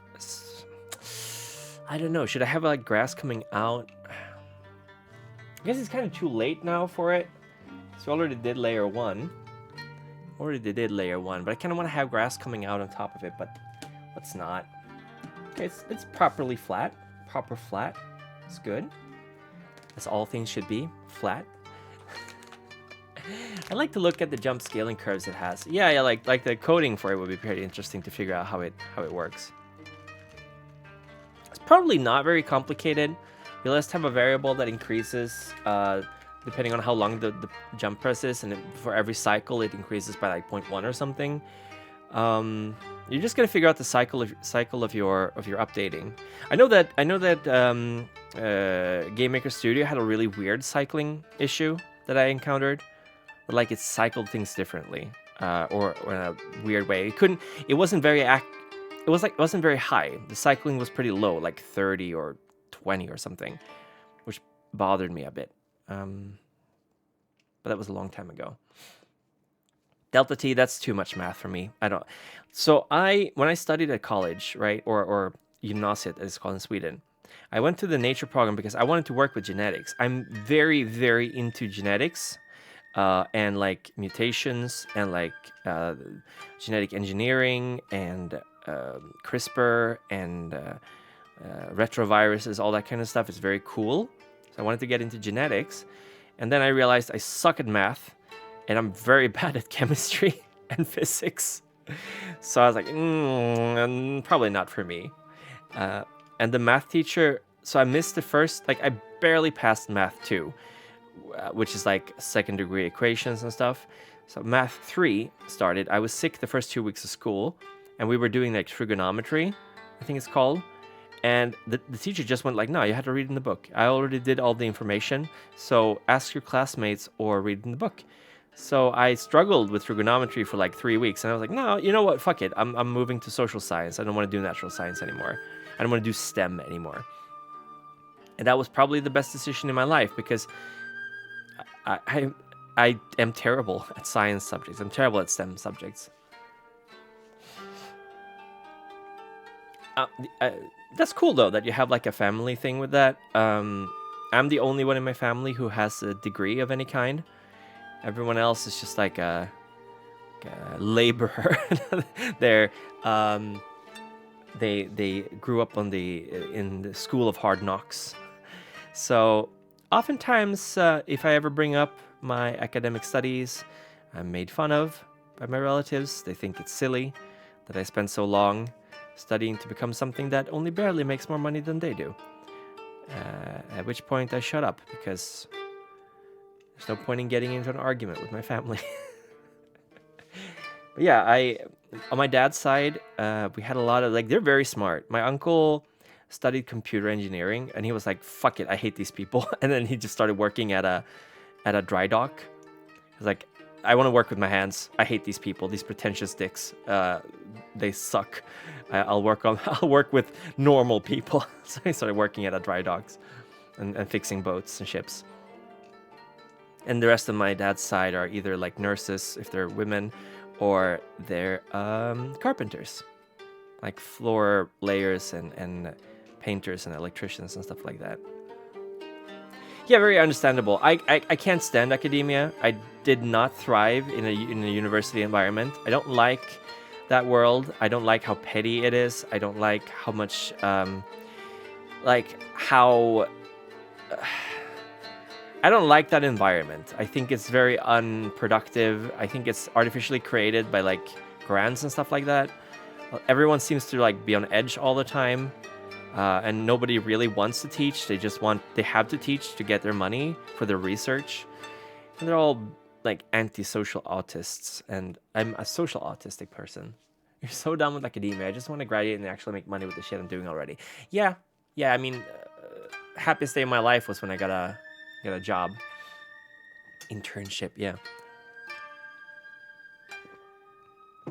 It's a horrible world. And in Sweden, all the money goes to STEM. Nobody gives any money to the humanities, so their budgets are super small. 2, 3, 4, 5, 6, 7, 8, 9. 7, 8, 9 again? 9. I mean 7. Okay, so 1, 2, 3, 4, 5, 6, 7. Wait, so 1, 2, 3, 4, 5, 6, 7. 8, 9. Nuevo? Huevo? Egg? Egg. I hate that I can't support myself with this word. Yeah, I get you. Your brother has a PhD and you can't stand his elitism. I think it's just hammered into you that you're better than other people. What's my opinion on people who place the beads in between the pins rather than on them? I rarely wish death upon people. But I'm just gonna say there's a shed and a fully loaded shotgun. And those people should just, go behind it and wait there for someone to just end it. Don't do it. Do not put the beads in between. Like, what the fuck? Are you sick? Are you mentally unwell? How would you... I cannot have a culture discussion with him because he takes everything as some personal attack and tries to turn the thing into an argument. I don't have time for those kind of people. My sister is sort of similar. My sister has a lot of issues, right? She's very and I feel like she's entitled to a lot of her issues because she's older than me. It sounds like a him problem. Absolutely, it's not your fault. And like, there's ways of having conversations. You can be provocative. You can bring up ideas, but I generally think that a lot of people. I don't know. I mean, I used to be like that. There's some stuff that I will absolutely be upset if people talk about them like that. But like my sister didn't have it easy at all. So I can respect that she's still kind of bitter about certain things. I don't know if she blames me for stuff because I did have it easier than she did growing up. And like frogs generally tend to have a lot of kids, but my parents only had us two. And then they separated, which is strange in frog kind. We lived for very long. So she was a teenager for a long time. Like my dad was very depressed. And he didn't want to talk about it because he was kind of, he was that kind of guy that was like, no, I'm a man. I need to be strong and silent and suffer. I can't have it, I can't show my kids that I'm weak So he would sleep a lot when he came home. He was on really heavy antidepressants, and this was in the 90s, right? Early 2000s. So they weren't quite as good as they are now. So he was really like, he wasn't doing well. And I was really too young and I know I keep saying this, but I was way too autistic to even notice that he wasn't doing well. I was just playing Final Fantasy V while he was sleeping on the couch. But my sister was really worried about him, and she tried to help him. And she's a very empathetic person. But she really, like, she was treated pretty harshly. She got a lot more shit for not studying than I did. And she didn't have it easy. But when she shows the food in her mouth to me when we're on a Christmas dinner and we're both over 20, I do feel like I'm somehow entitled to say, "Can you please grow up?" and that she shouldn't get mad at me for calling her out for being very immature. I feel like I should be allowed to do that. We are going to make some more holes in this because we are going to have like 1 or 2 bushes. And I'm kind of not sure if I should have the flowers poking out of the grass or if I should just color certain parts of the grass, like replace them with flowers. Laughed and say it. Yeah, that would have been absolutely better. If I laughed at her. Yeah, I should have done that. But she's very sweet. I love my sister very dearly. She's a bit of a mess, but she's sweet. We have a very complicated relationship in my family. But, you know, it's fine. You can't choose who your family is. And when he says it's all about family, fuck you, Vin Diesel, or whoever said that. I hate those movies. I have seen the first one. I will not watch any more Fast and Furious. I think they're garbage simply because of the trailers. And you cannot change my opinion on this. Aren't we all a bit of a mess? Yeah, we are. We are. Absolutely, we're all a bit of a mess. And you know whose fault it is? Those fucking boomers. They're still haunting us. Baby boomers. You changed your approach the moment you learned about game theory at 10. Ah, man. Look, I have something that I live by, and I think I might have accidentally revealed my true power level to my colleagues because they kind of gave me a weird look. But I had a discussion with a student who is really like very bad at handling people who disagree with her, and like she can't talk to them, and she doesn't want to be like the first one to say hi or anything like that. And I was like, look, it's very, very easy. You have to be aggressively polite to them. You have to make them feel bad, but you have to do it in a way that they feel bad. And you have to do it in a way that's like, you can't get angry at someone for saying hi, right? So what you should do is you should say hi to this person every day. And if he doesn't say hi back, you go, hi, one more time. And if he still doesn't say hi, you better believe that he's going to think about that for the rest of the day. And if you want to if you want to be like, if you want a life hack for how to dodge out of basically any conflict and come out on top of it, just go, I'm sorry this happened. I'm sorry there was some confusion going on. I hope we can put this behind us. You're actually not apologizing. You don't have to feel apologetic at all because you're sorry that it happened. You're sorry that you had to apologize to this immature bleebob. But you're not sorry because you're not in the wrong. You're not apologizing for anything you did. You're apologizing for the situation. And you don't even have to mean it. And I told my colleagues that I told her that, and they gave me a look. And I was like, I mean, in theory, right? You can still feel sorry, but I had to cover my ass. Being kind but not admitting to what wasn't a mistake is the ultimate kryptonite for narcissists. They give you no handles, right? Exactly. I'm sorry this happened. I'm sorry there was a confusion. And you got to make sure not to be like, I'm sorry you got upset. No shit flinging back and forth at all. You just make this situation into an object that is uninvolving either of you. The universe twisted so this thing happened. Nobody is at fault, and especially not you. It's very, very good. Yeah. Exactly. You don't feed into narcissists. You don't give them the satisfaction of being right, because you're just like, I'm so mature that I'm gonna put this behind me. It doesn't need to be resolved. Hello, Deadline again. How you doing? We're on the second layer. We finished the first layer, so it's done here. I didn't mean there to be any confusion. It's like Venom. Exactly, because you're like, clearly you misunderstood what I meant. And that happened. But that wasn't my intention. So let's do it. Like, the thing is, you're just basically saying, I'm too mature to be angry about this thing. And it's like, people get so mad because they can't do anything. No matter what they do, they're gonna come out looking like the asshole, right? It's perfect.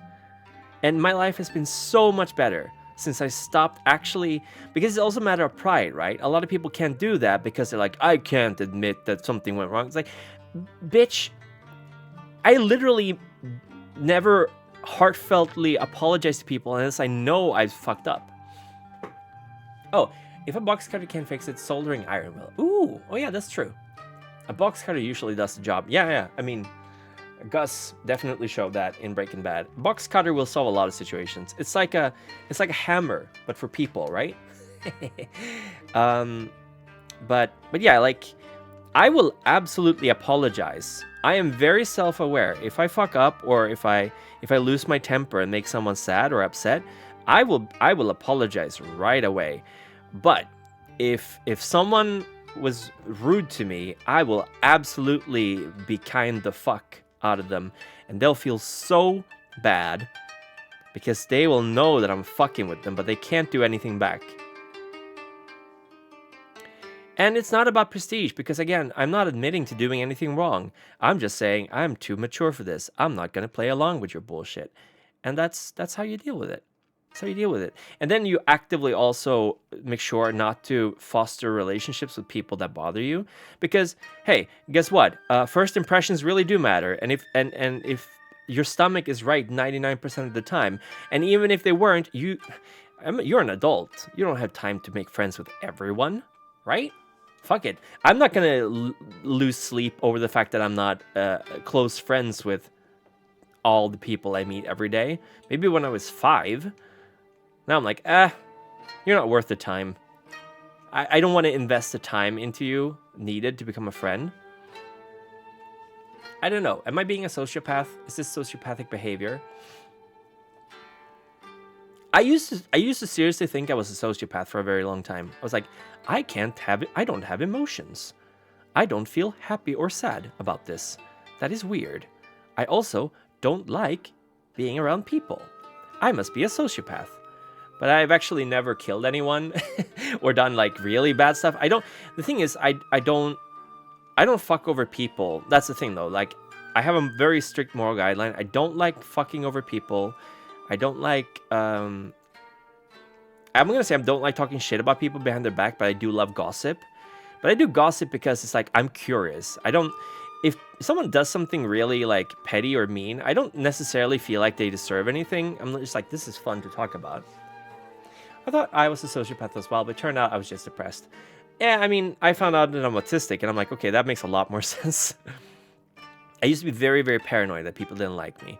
And it was very endearing and kind of sad, because this Christmas, I was celebrating it with my family, and my nephew was like, thank you very much for this gift. I don't know how to show appreciation, but I'm very thankful. And I was like, oh my God.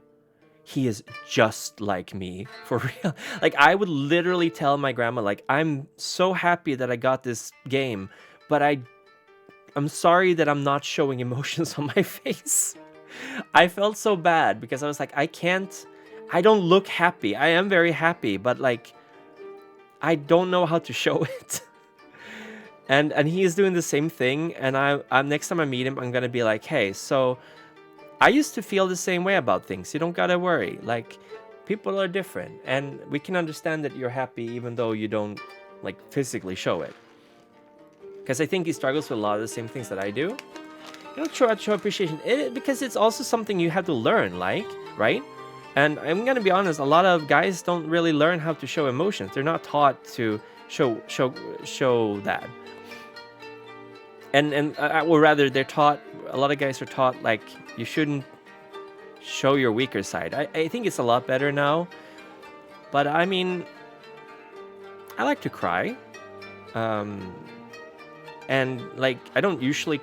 I try not to cry. I cry a lot. It really depends on what I'm looking at. I cry much more to movies and games than I do in real life, which is scary. But, like, yeah... yeah, fuck masculinity. I want to be a girl. It's just stuff. Of course. That's the thing, like, it would be so much nicer if it wasn't so binary coded, everything, I guess. That's what I'm trying to say. Like you could just look however you want to be. Like I got body dysmorphia out of the wazoo. But I don't objectively think that I'm ugly or anything. I just don't like the way I look. That I look. I'd be all up on me if it was someone else. Because I do like the aesthetics. I just don't like it being me. I guess. If that makes sense. But yeah, I used to. I think I told this story before. I used to go to this tabletop place after school. And it would open at 5, and I would get there at like 4, 4:30. And I'd knock on the door, and obviously no one was there because they were still in uni. It was like a uni club, and I was like 14 when I went there. And I would knock on the door, and I think once people didn't hear it, or it was pretty common that people didn't hear it. So mentally, I'd be like, oh, they're not hearing me. I had to really hit the door very hard, and I would do that. And then my brain would go like, oh, no. They hear you, but they're ignoring you. They don't want to let you in. So my brain would like... yeah, you know, that nobody likes you. They don't want you to come in. They're gonna leave you standing out here. So I had serious paranoia when I was younger, and it still kind of comes back. I really struggle with believing that people appreciate me. You know, the whole like the really cynical every social interaction is a transaction. That's how my brain works. I'm like, yeah, I'm here to entertain people. So I have to be funny to listen to. I have to have good stories. I got to do good gameplay. Oh no, this stream was boring because I was just reading text. Like it's very difficult in that sense. I'm gonna be there for him. I gave him a lot of One Piece manga because he watched the live action One Piece, and he doesn't do a lot of reading. So I'm trying to get him to read more by giving him the One Piece manga because he really likes One Piece.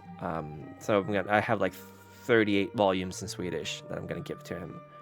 Gave him the first volume because I'm not reading them in Swedish, so you know it's all good. You don't believe how much I've seen my face in paintings because it was a beauty ideal and part of the Renaissance. Just didn't like that face of me.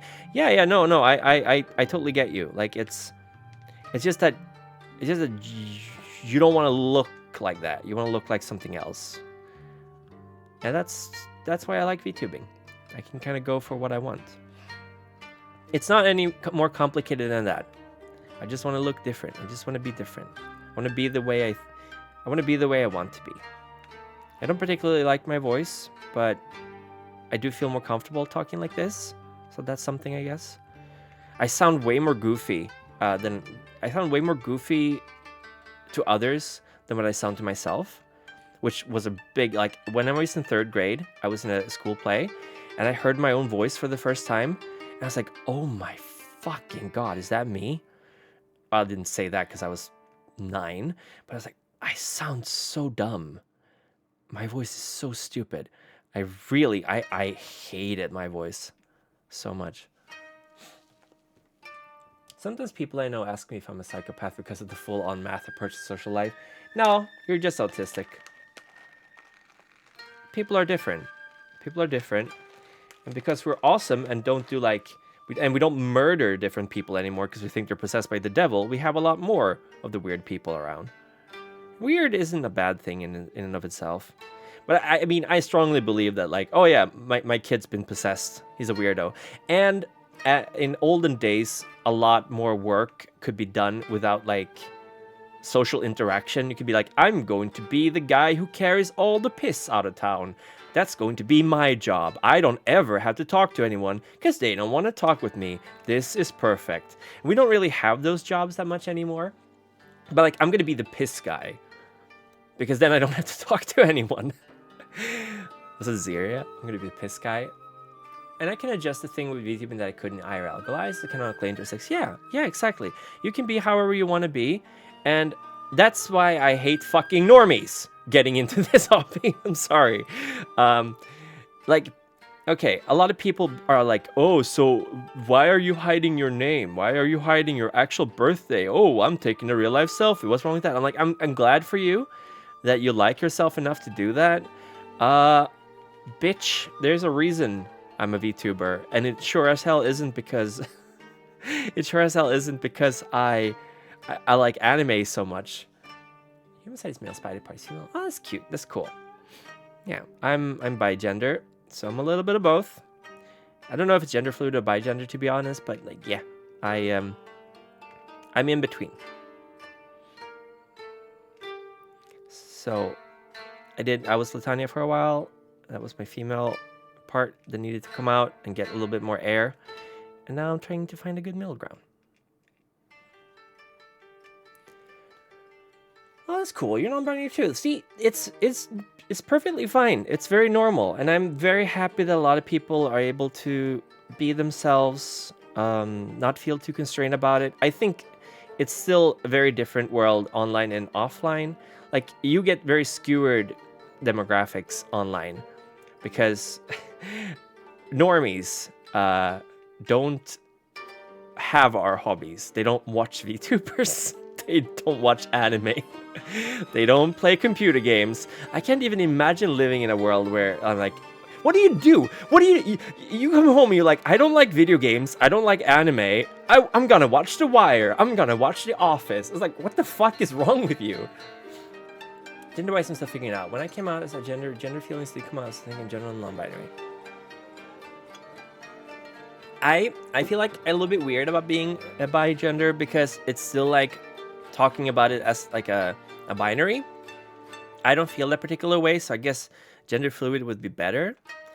But I think I'm struggling with a very internalized idea of how men and women should be, which is something I need to deal with, get better at, because I do tend to kind of struggle with the idea of non-binary. Like, I don't know. Yeah, it's complicated. And you don't have to have it figured out. And you certainly don't have to tell everyone in the world if you don't want to. That's also a thing, like, you don't have to... Something that really bothered me recently was that there was a very, very famous Swedish athlete, and she was lesbian. She was homosexual. And everyone was giving her grief because they were like, you have to be open about this. So many people look up to you. You know, you're a role model. And she was like, but that's my private life. I do sports. I'm a role model through sports. I don't want my sexuality to define who I am. And I think that's perfectly fine. Like, a lot of people, hot take, a lot of lewdtubers, they have the personality of wet paper bags. A lot, not everyone. A lot of them have the personality of wet paper bags. So they just go, okay, what can I do? Yeah, I can be sexual. I can be lewd. And that will get me people watching me. Like, I'll just jiggle my boobs or talk in a low ASMR voice, and that will have people be horny for me. I am not calling anyone out, and I know a lot of really cool lewdtubers who are much more than that.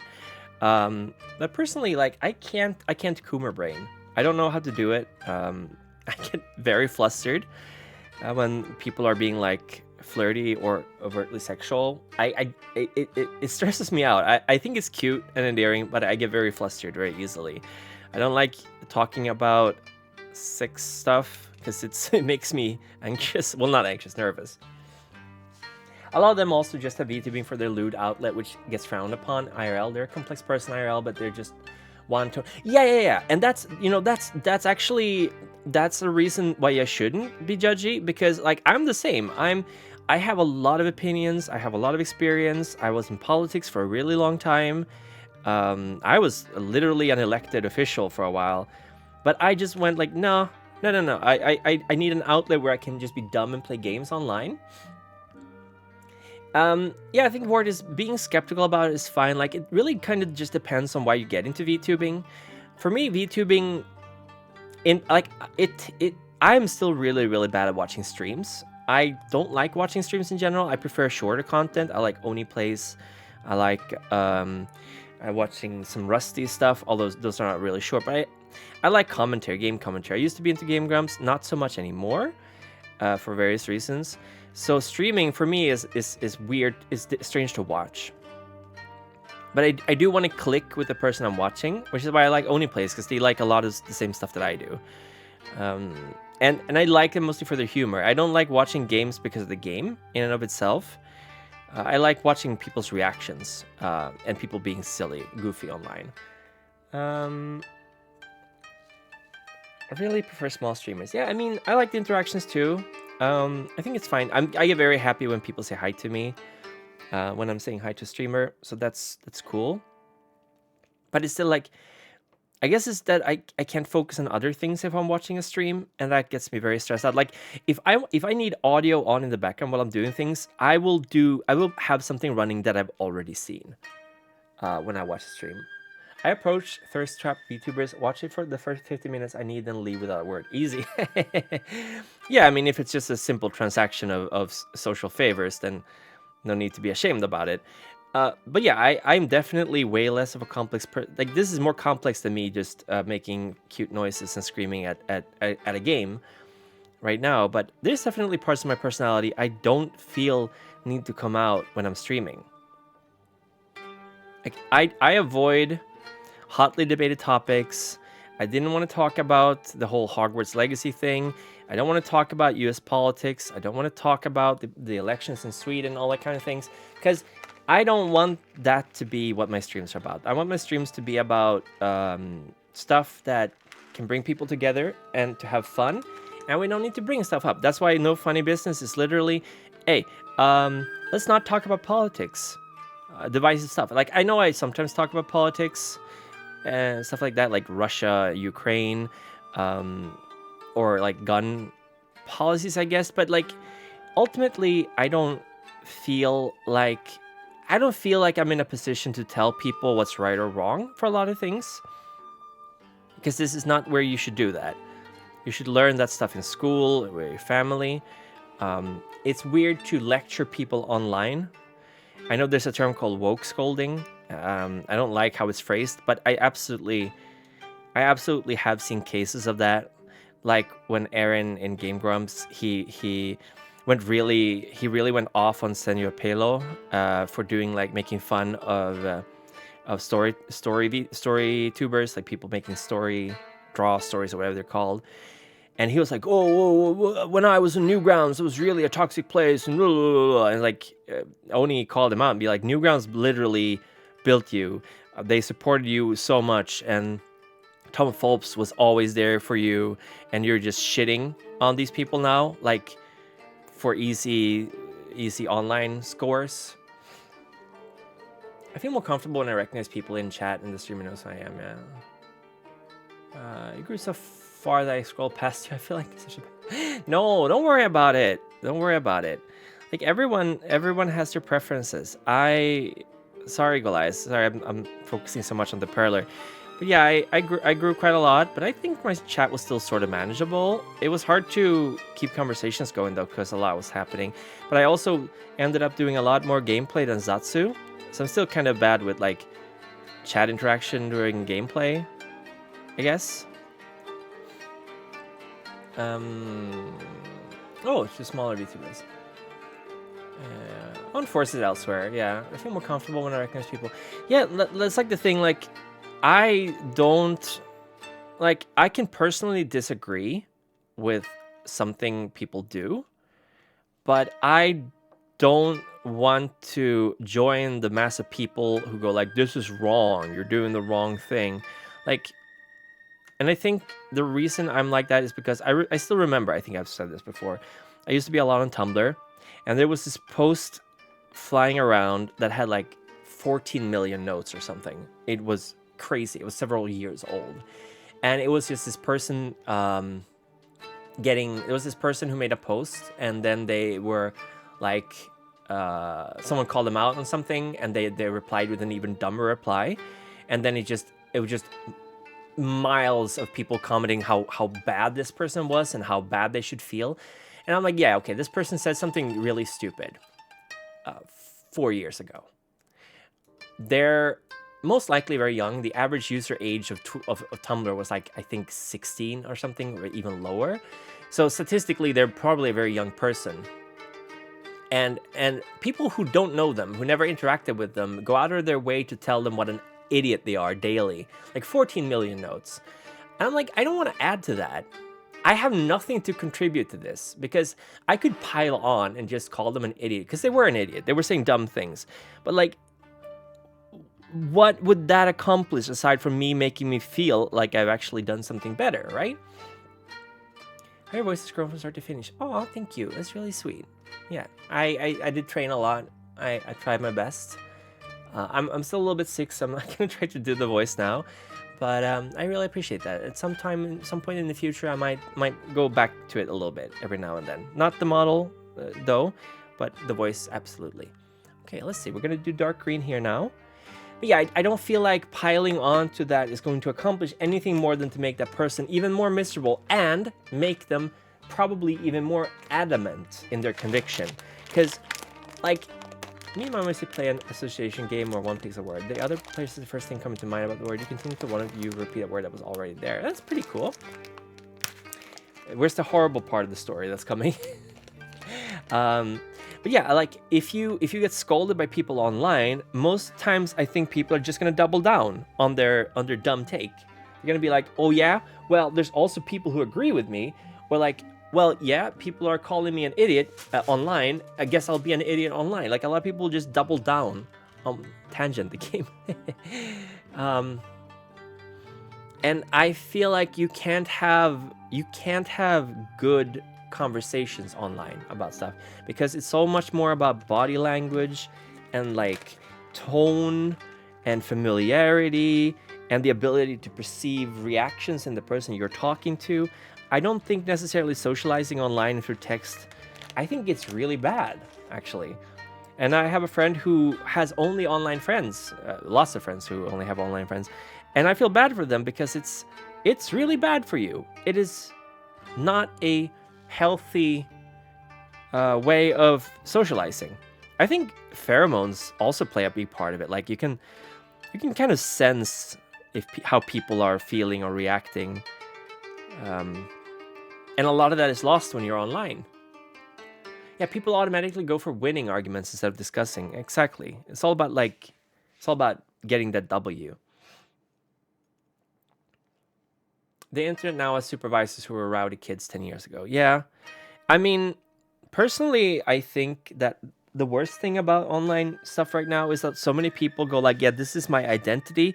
I have to use this name everywhere. And the internet is kind of tailored for that. Like, oh yeah, here's your Facebook account, connected to your Google account, connected to your Twitter account, connected to your Blue Sky account, connected to your Instagram account, connected to your TikTok account. You have the same identity everywhere, which means that if you fuck up or if you screw up, people can find you everywhere.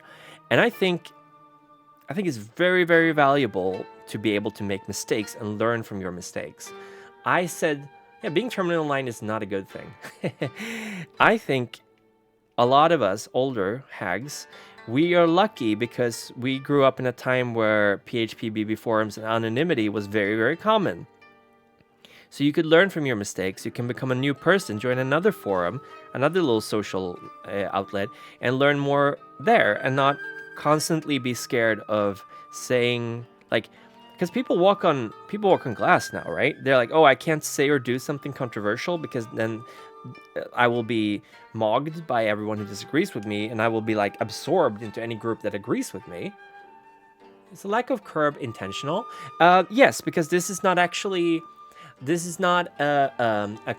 laid path. This is not a tiled path. This is a dirt path. It's supposed to be dirt path. So that's why I might have some grass over it. So it doesn't, unless you mean the steps. But the steps are going to be like, I'm going to make dark gray in the middle of them. But yeah, this is just a very, very old shrine, I'm thinking. So it doesn't have, usually you would have tiled path past the torii, because you would have the long walk, basically. I don't remember what it's called in Japanese. And those would be tiled. But I've been to Jinja shrines. I've been to shrines that don't have them either. So I'm thinking I might have some grass poking out over the path. Whoop. We'll see. I keep dropping them. My ample nether regions. Okay, let's see here. We got dark green. It's very, very dark outside too, by the way. It's getting darker, so that's why the colors are kind of muted right now. So the sun isn't very intense during the winter parts of the year. Okay, we're gonna have black here in the middle. So I'm just gonna do this one.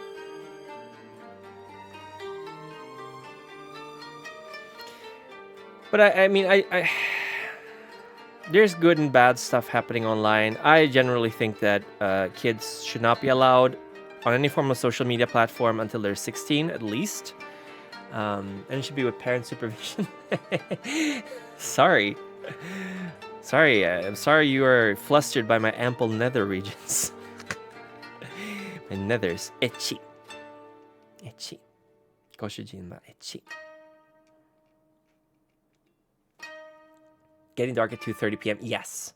It's the winter part of the year. I mean, it's like... Is it snowing? No. Like -5 or 6 outside. I hate it. I hate this weather. How long have you been streaming? 350. Oh my god. Okay, we're gonna finish this layer and then we're done for today. Because I am very hungry. And I got another stream coming up in the afternoon, evening. So let's finish the first layer. I'm gonna make some holes for other plants. Or actually no, let's just put down the roots for them. Or should I make... No, I should make little holes for plants, right? For bushes.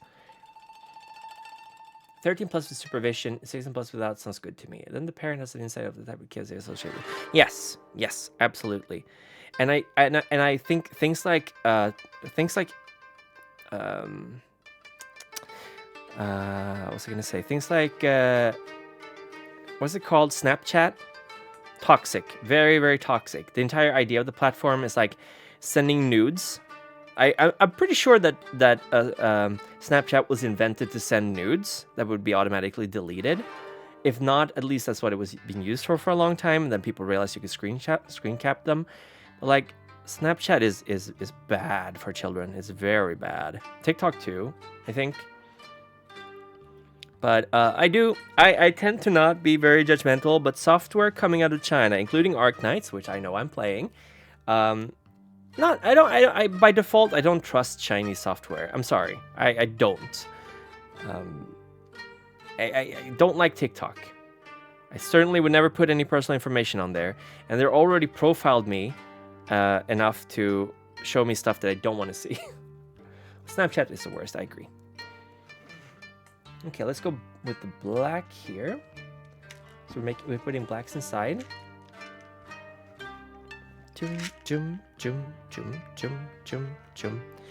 But yeah, I used to be way more politically engaged and stuff, but I don't got time for that. I can do it in my real life. I don't want to do it when I'm streaming. But I think anyone with like 5 brain cells should be able to figure out sort of where I am politically. But that doesn't really matter because I'm not going to bring it up when I'm playing. So let's change subjects. What should I talk about?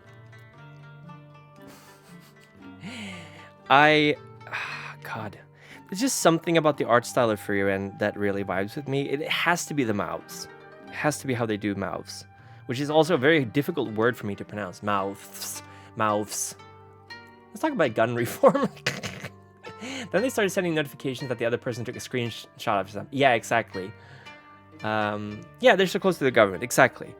I generally distrust Chinese software because I think that if they get an international release, there's some kind of politics involved in there. Absolutely. The Chinese government wouldn't let their citizen release international software without some manner of government surveillance, supervision. And that's all I'll say about that. But man, what is happening with Nijisanji, by the way? Like, I've been trying to follow it, and it's just like an actual nightmare. And... like, there are so many rotten people who get into VTubing. That's a big thing that I've always argued for, both when I was Latanya and now, is that I dislike heavily the term VTuber community because I think it is blatantly incorrect. There is no VTuber community. Yeah, the English branch is gonna go away, and I think the Japanese branch and the owners of the shareholders, they're gonna be like, you know what, screw it. Let's just do Southeast Asia and Japan. Fuck the English branch. And I read somewhere that a big reason is that they prioritize numbers over like people who understood VTubing culture and understood like the kind of culture that VTubing has, the idol culture and stuff. And I'm not entirely disagreeing with that. I think it might be a problem when you get people who are used to like flesh tubing, flesh tubing, and that's a gross term, fleshies. I think a lot of content creators are like drama magnets in general. I think VTubing has a higher percentage of autists than any other form of content creation, except like, I don't know, Victoria guides or like farming guides for gacha games. They're pretty, like, people who make very specific videos, but they never really got into any kind of community. And I think Niji's problem is they got a lot of negligible impact on our revenue. Yeah. I really want to get into like a corpo. I really want to zig. And getting into Hololive would be a dream come true. Because I do need a whip to get me into the grind set. Practicing singing more, dancing more. I like being told what to do. I'm very submissive and bullyable and breedable. But I don't know. I was gonna apply for Niji, but now I'm like, I don't know. I don't think I should. On the other hand, like they have to do damage control, right? So maybe they're gonna be like better employers, but I seriously doubt it. Yeah, community has a different meaning. The type of community VTubing is the ungated one with really fuzzy borders, kind of like the fancy cosplay community or the pagan community or death metal community. Yeah, the thing is, like, even more so than death metal, because like the only thing that VTubers have in common is that they use a virtual avatar. That's literally the only thing. You can have a virtual avatar and do lore videos. You can have a virtual avatar and do, I don't know, art streams. You can have a virtual avatar and do political commentary. Like I saw newscasts in Japan that were done with a virtual avatar. They were doing news on a screen in Akihabara, and it was a VTuber. So the only thing that brings VTubers together is that we're all using virtual avatars. I don't think you can build a community on that. Because if you do, ultimately, there's going to be a lot of people in your community that you're going to actively hate or disagree with. So you're setting yourself up for a rävsax in Swedish, like a bear trap. Same way, yeah, we bond, but yeah, okay. I've seen some very, very extreme VTubers whose opinions I strongly disagree with and whose idea of VTubing I strongly disagree with. There are so many people with virtual avatars who do things that I think are morally and objectively wrong. I don't want anything to do with them. Why don't all people who use a webcam why aren't they in the YouTuber community? Like, if I make lore videos, does that mean I have to be friends with drama tubers? Does that mean I have to go find what are they called? The boxing brothers who go. What the fuck are they called? Jolene, you don't have to apologize or take accountability. I don't think we're bonding. I'm not friends with every VTuber just because they're a VTuber. I don't want to be friends with every VTuber just because they're a VTuber. The term community is really washed out if the only thing you need is to use the same tool. There's people close to me that I don't want to be friends with. People like in the same sort of sphere. And I'm like, I don't vibe with these people. I certainly don't want to be part of a community with them because I don't want to be held accountable for being friends with them or being in their community. YouTube community isn't your community. The community is the people who interact with you. Yeah, we don't. Yeah, that's the thing. Like, for me, the meaning of a community is people who band together. And if you go, everyone who's got a virtual avatar are in a community, then you're washing out the term community so much that, like, every American is part of the American community. So it doesn't matter if you live in Florida, California, Texas, or New York, you're all in the same group together. Like, I don't want to have Americans be held responsible for dumb decisions made by other people. So yeah, I don't like the term community. I don't like it being used that way. For me, community is something smaller, more specific. You have to choose your community or be born into it.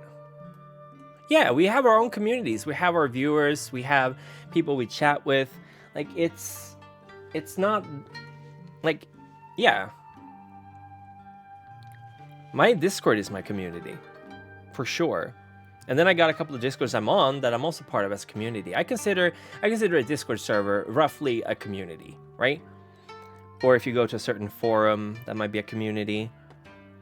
But I certainly don't think that just because I have a virtual avatar, I'm in any way, shape, or form a part of a community with I don't know, Aster, is that his name in Nijisanji? We are not the same. You use a virtual avatar to make friends. I use a virtual avatar because I don't want friends. We are not the same.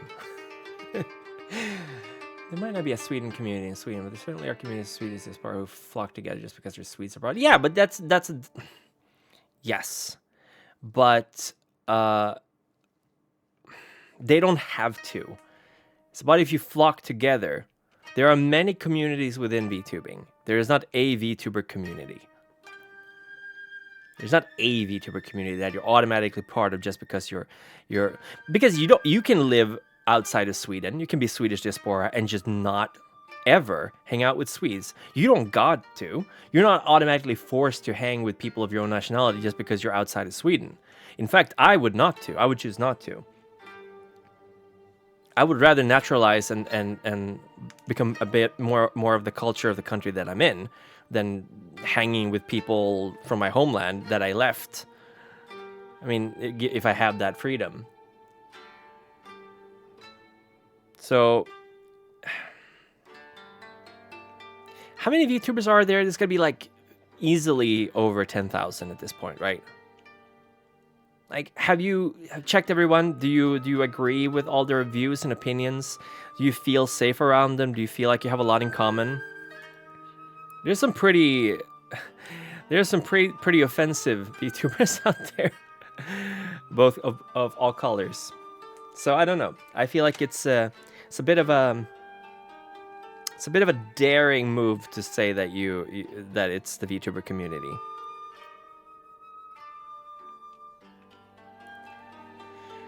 I don't.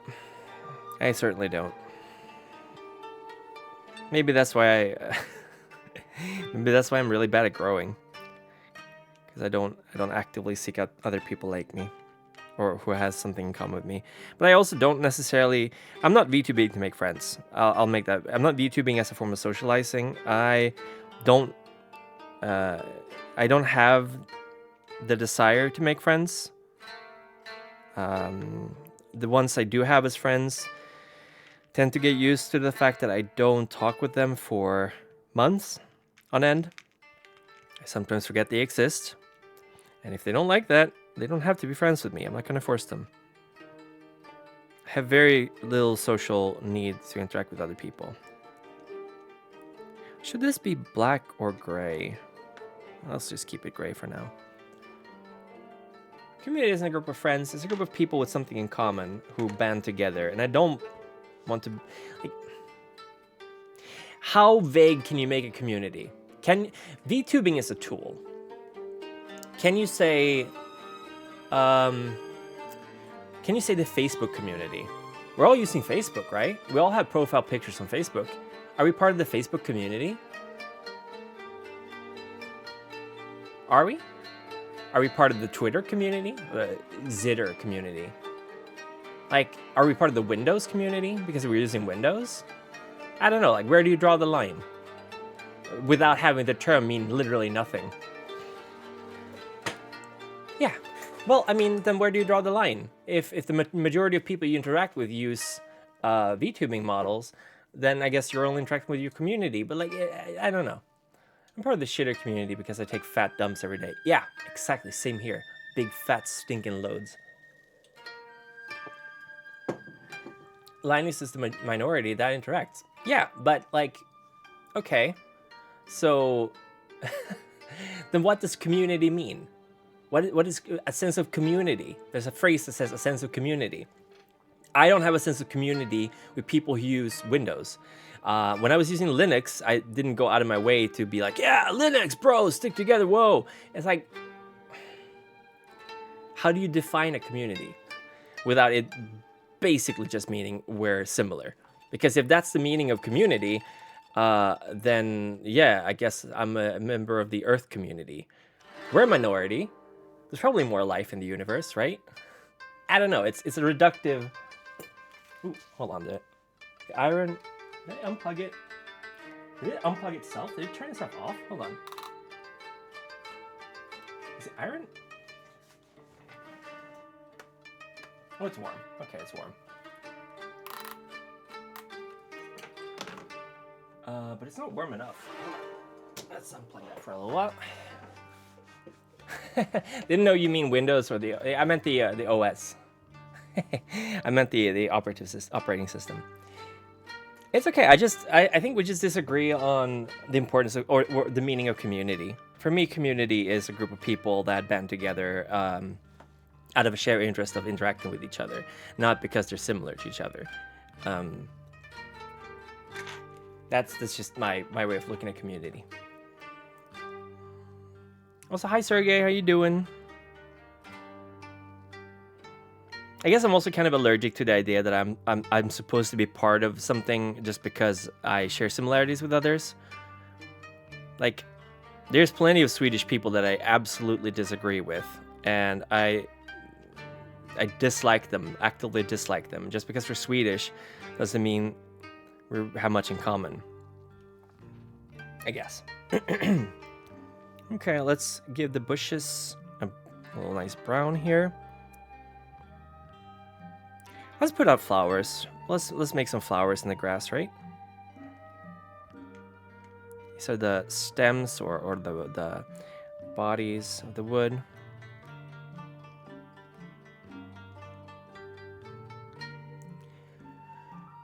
In a much broader definition. Yeah, in a broad definition, yeah. But then,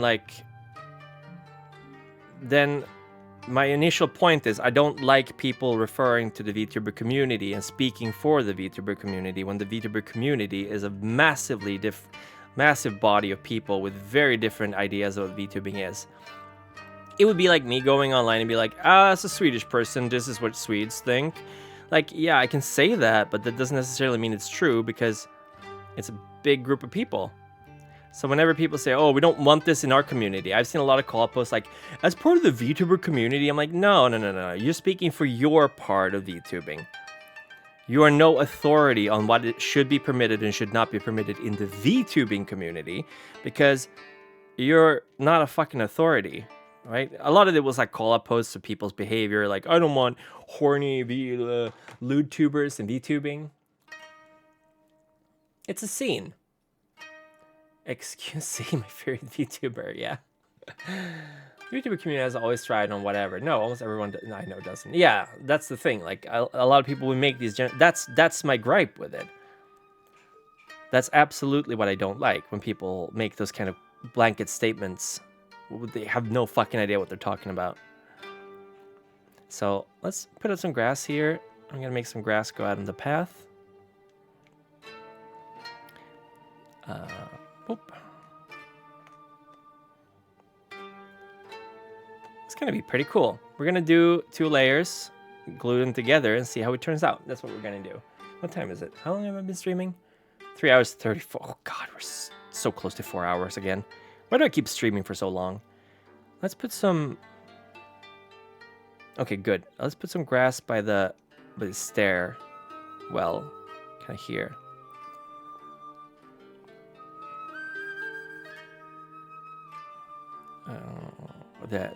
The steps. When people say community is because they can't dislike something themselves, they need the backing of others, some moral issue to not like something. I think that's a good way of looking at it. I think a lot of people don't want to make personal statements because it might be easier to make a statement that a lot of people can agree with. I don't know.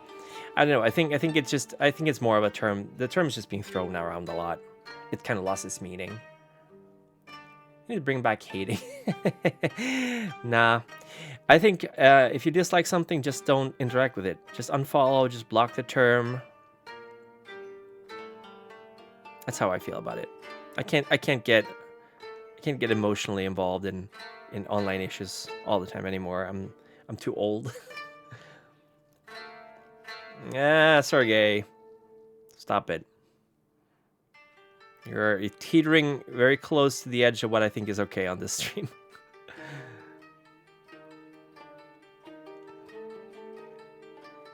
Okay. Flowers. We're going to put out some flowers. So let's do that.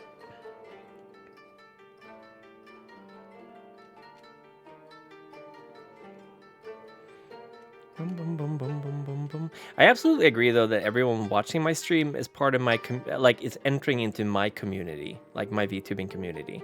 People who watch me, because there's a specific kind of culture surrounding my streaming, stuff like that. They're just tourists. The VTuber community agrees. Gatekeeping is a good thing. It should be done more. Get these weak ass norms out of here. I mean, yeah, kind of. I think I am going to be a little bit of a generalizer here, but I think one of the issues I have is that a lot of people don't, like a lot of people enter into something and they go, I don't like this. Or they don't take the time to understand why something is the way it is. I saw it a lot in Japan, primarily from American tourists.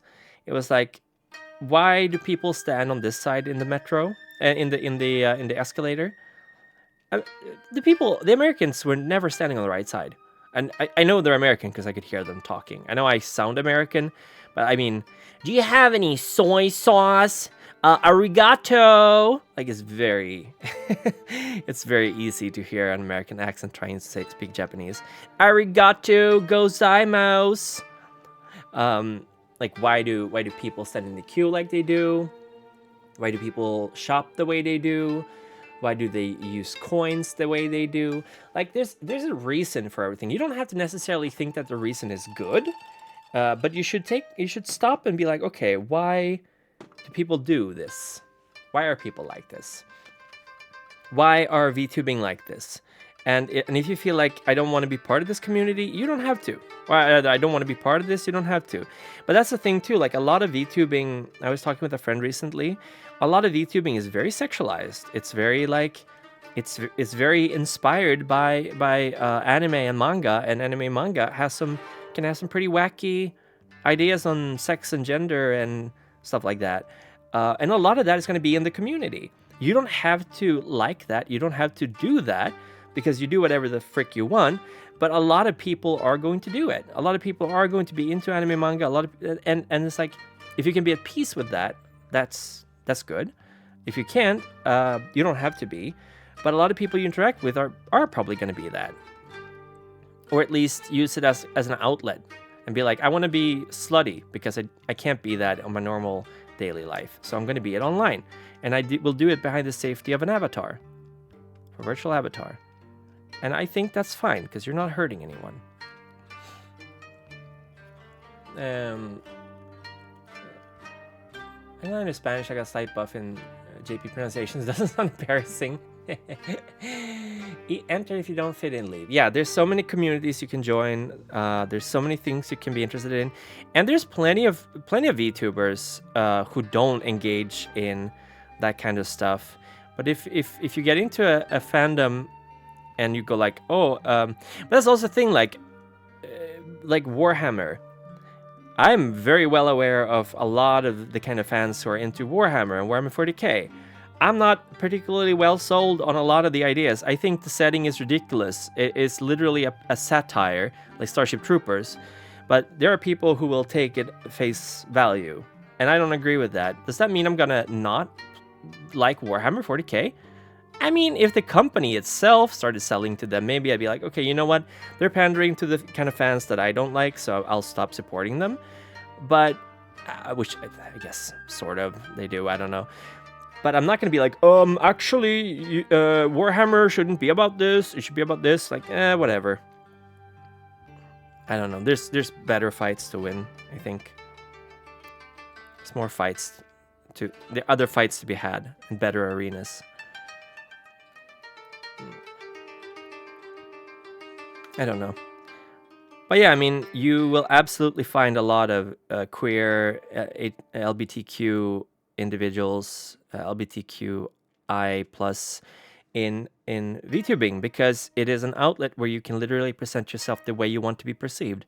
So naturally, people who don't like the way they look, or don't like the way they were born, or just want to be able to look exactly the way they want to be, naturally they're going to gravitate towards VTubing. That's not abnormal. And that's just as much a part of VTubing is as cute Japanese women screaming at games. Neither of them are wrong. I don't know, like changing them, I don't...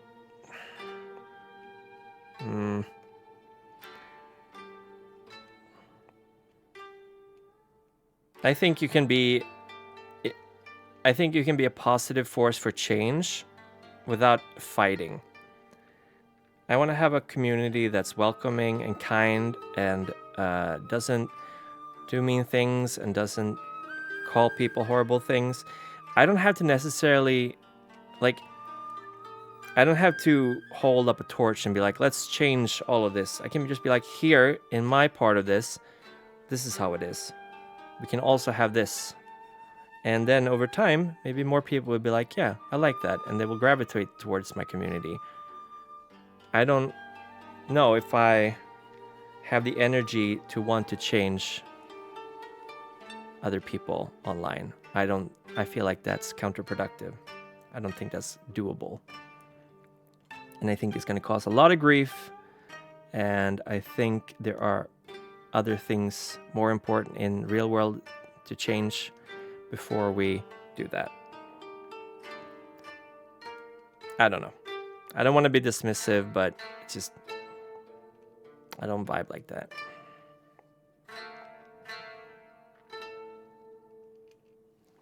This is kind of nice, right? Not personal communities. Yeah, I know. From stories from friends, you're best looking for a local group for and stuff. Remember Twitter Instant Real. Yeah, like, I don't know.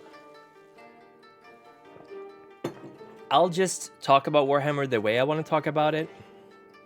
And if people don't like it, they don't have to like it.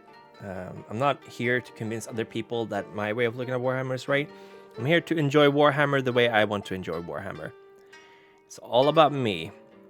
I couldn't care less what some other person thinks about Warhammer, because that doesn't matter to me.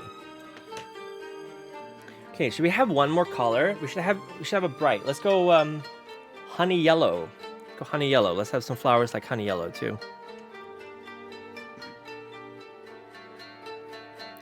I hope I'm not overdoing it, but I do want to have some more flowers.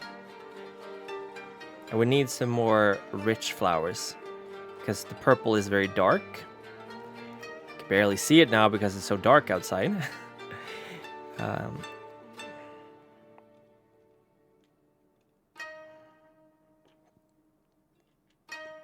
Okay. Yeah, this is nice. I'm just old and wary, and I don't want to fight with people. I have done that too much. It's never, ever, ever resulted in me converting someone to the way I believe in things. And I do believe in the adage, you catch more flies with honey than with vinegar. Although you catch banana flies with vinegar pretty damn well, I'll tell you that much. I used to have a lot of banana flies in one of my apartments. One of my apartments, I have so many. The previous apartment I lived in, so we had a garbage chute, right? And you're not supposed to use this anymore. You're supposed to use garbage cans or garbage things outside the building. So they'd actually fused, or they like soldered the chutes together. However, some dude on the 4th floor had actually literally broken up the chute, and he'd been dumping trash down that chute for years without anyone realizing. And we were getting so many banana flies. Like every year, I was literally vacuuming them up from my window. I was living on the bottom floor. There's so many banana flies. And then someone eventually realized, like, shit, someone's throwing garbage down here. So they opened it and they had to clear it out with a flamethrower. I shit you not. It was so vile. It was so vile. The internet is dead and we're all communicating with bots. Yeah, you know, that's not wrong. It was a nightmare. It was an absolute hygienic nightmare. And what you can do is you take a PET bottle, like a plastic bottle, and you cut it you cut it in half, and then you tape the top half downwards, so the little tube entrance is going down into the bottle. It won't do anything, Sergey. You're just gonna be wasting your points. No, I just tear everything up and throw it away. No, that's not gonna happen. But if you do that, and then you put vinegar, balsamic vinegar in the bottom, and then you put a little bit of dish soap in there to break the surface tension, the banana flies won't be able to leave when they fly down because they're too dumb. They won't fly up the tube. They'll stay down there and they'll drown themselves. I have no mercy or patience for banana flies. They are nature's test tubes. They're literally genetically so simple that they only exist to be tested on. They have like one chromosome or something. I don't know. Very, very dumb animals. You see a live leak watermark pop up in the corner? Sudoku live. No, that's not gonna happen. Don't joke about that. I will never commit Sudoku. Sudokuku.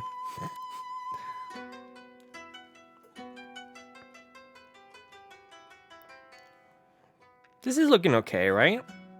I mean, it's not great, but it's okay. It's very, very pale. It's way less pale in real life. It's actually a little bit of a more intense green, especially. I don't know why it's this pale. I think it's the light. Here. No, here. Can you hear my stomach rumbling? Is my tummy rumbling? Can you hear that on mic? Because it is rumbling. It's like, you have not eaten anything but some chickpea pancakes. You fool, Kuku. You will starve. And I'm like, nah, fam. I'm alright. Tell me what you see. Is it money or it's me? I smoke 20, smell of weed.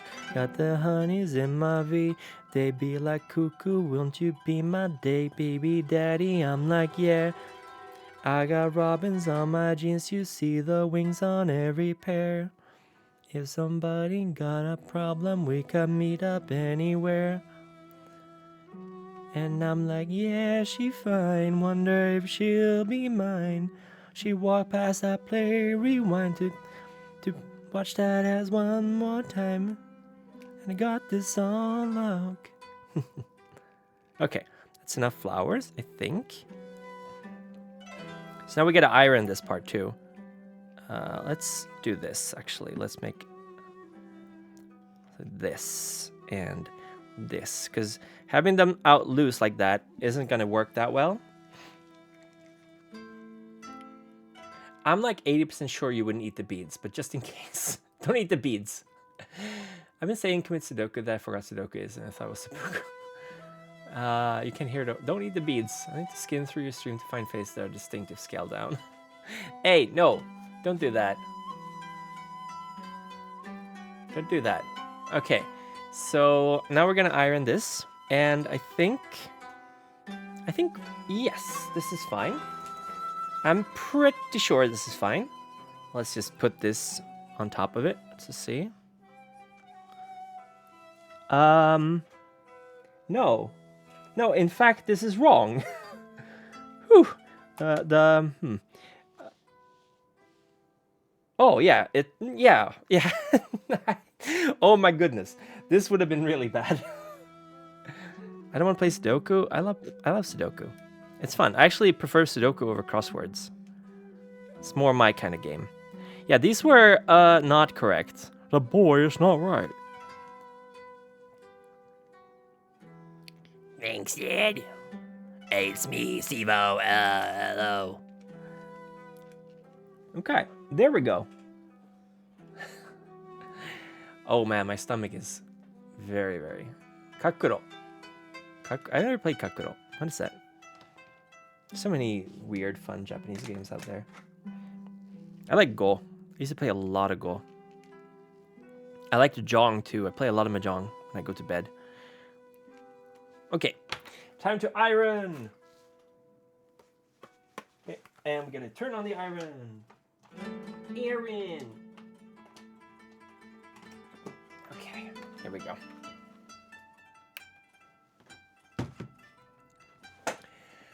We will fix these beads, inshallah. Yes, we will, on God. Wallah. Astaghfirullah. I swear to God. Wallah. Kharmutta. That's a bad word. You're not allowed to say that. Kharmutta. Okay, so we didn't put the flowers in here, but we did put them on the beads. Look, I don't know if I have any better lighting, but this is way more intense. You can look how dark the light is. I wonder if I can... Running crosswords... I'll take a photo later. My lighting in this room is so dark. Okay, I think this is fine. Yes. And the iron is getting warmer. That's dark. Yeah, it is.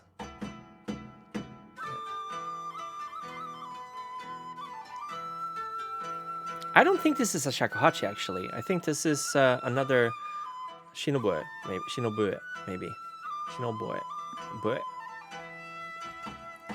Doesn't sound like a shakuhachi. It's too bright. Like, you can get really bright tones with the shakuhachi. Let me... I can try to play.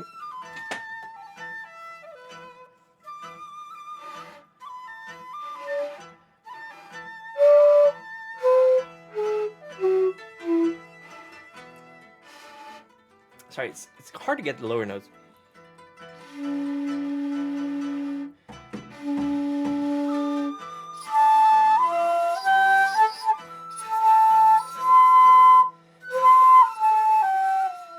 You can get really high shrill notes, but they don't sound like this. This is not a shakuhachi that's playing, I think. It could be a shorter shakuhachi. I have a shorter one. I have a 6 shaku instead of 8 haku. 8 shaku. Okay. Okay, now we're ironing. Ironing out the kinks, am I right?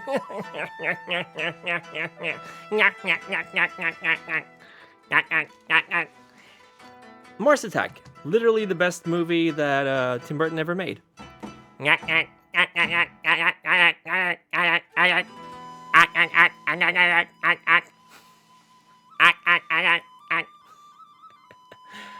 I like the movie. I don't like Tim Burton. I'm not a fan of Tim Burton. I'm looking quite as pasty. I am super pasty. I'm the pastiest. I don't like Tim Burton. I think he's extremely overrated. Mars Attack is a very, very good movie, though. But it's good in, like, the bad way. It's good because it's bad. You should watch it again. Jack Black's in it. A lot of actors in it. What's his name? The guy who was James Bond? That doesn't really narrow it down a lot. Pierce Brosnan. Pierce Brosnan's in it.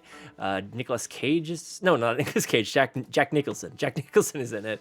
Who else is in that movie? There's a lot of people in it.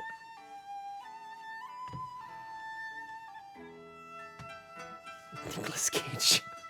Ah, man. Imagine seeing Nicolas Cage in Mars Attack. I don't even know what kind of role he would play. Imagine Nicolas Cage as the U.S. president.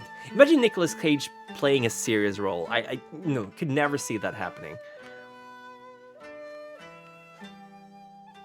Okay, it's kind of coming together. Might need to do a little bit more on this side. Hi, y'all. Do you know someone who speaks the language of Chinese? I'm sorry, y'all. I'm really busy right now. Come talk to me later. Bunny Paws, thank you so much for the follow. Welcome to the vampire. Welcome to the Frogregation. I was going to call it the vampire family. Welcome to the Frogregation. I'm Kuku Kaeru. I'm a Swedish tree frog. We're making perler beads. Hi, welcome to the vampire family. I'm the Sunny Party. Obviously, the Belladon. Hi. That's a lot of head pats. Yeah, I like them. I don't ever remove them until the end of the stream, so I have a lot of hands growing out of my head. You want to see a movie with a lot of unexpected actors? Look up the IMDb for Black Hawk Down. I've only seen that movie like once. And I thought it was, I don't know. I don't even remember what I thought about that movie. Doesn't that have like Matt Damon? Matt Damon. I saw bits and pieces of Black Hawk Down at the smoke shop. I think I need to watch it. It's not a bad movie, I think. Can't confirm. Matt Damon. That's from Team America World Police. America, America, America, fuck yeah! Coming here to save the motherfucking day, yeah, America, fuck yeah! Freedom is the only way, now terrorists, your days is through, 'cause now you got to answer to America, fuck yeah! Coming here to save the motherfucking day, yeah! Very good song. How are the beads? Are they? Oh, they're not. Oh, no, no, no, no. Oh, no, no, no, no. You get back in there. You get back in there, beads. No, beads. Why you do this? Destroy the Germans with your mind. Okay, well, clearly they're not done yet. So, get AIDS musical. Everyone's got AIDS. It's a good movie. I like Team America. I like Matt Stone and Trey Parker. I feel like they. I don't know. I've liked South Park. I think it gets a little bit too. It's past its prime for sure. I haven't watched past season 15 or 16. It's kind of like Simpsons, where it's become the new Simpsons. Like, you got to be even more controversial now. Like, The Simpsons used to be super controversial. Like, this is how you're not supposed to be. And then, then everyone was just like, yeah, this is how everyone is. Hi, Paranoid. How are you doing? Welcome to the stream. I'm just saying that South Park has become the new Simpsons. What? What? What? Who are you talking to? I am the monarch, like the beautiful monarch butterfly. Dr. Venture. It seems you've fallen into my clever trap. I thought you were doing laundry. Oh, no. I'm doing Perler.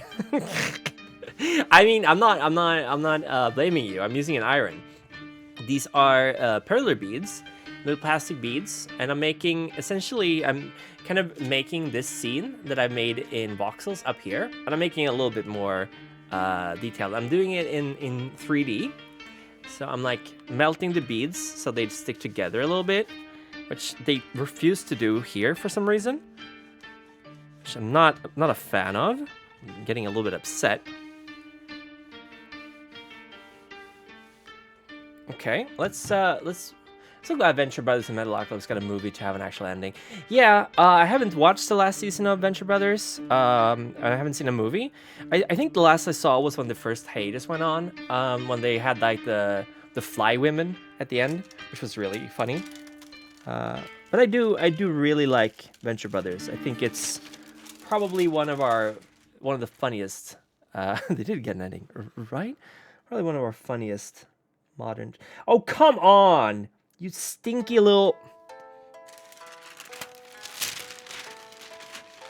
This is a different song. Dum, dum, dum, dum, dum, dum, dum, dum, dum, dum. Sakura, Sakura.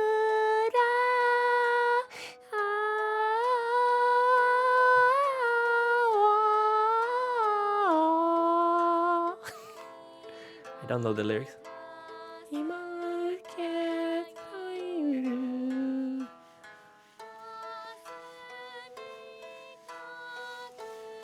Wow, this is gonna be really flat, really melted, but for some reason the inner beads don't want to melt. I think this iron sucks. I think that was one of the biggest problems. This is my dad's old iron. I got this when I moved away from home, so this is at least 18 years old, probably older. Oh, 20 years old at least. Oh god, it's been 20 years since I moved away from home. Oof. Well, we're on 4 hours. We're pretty close to where I wanted to end the stream.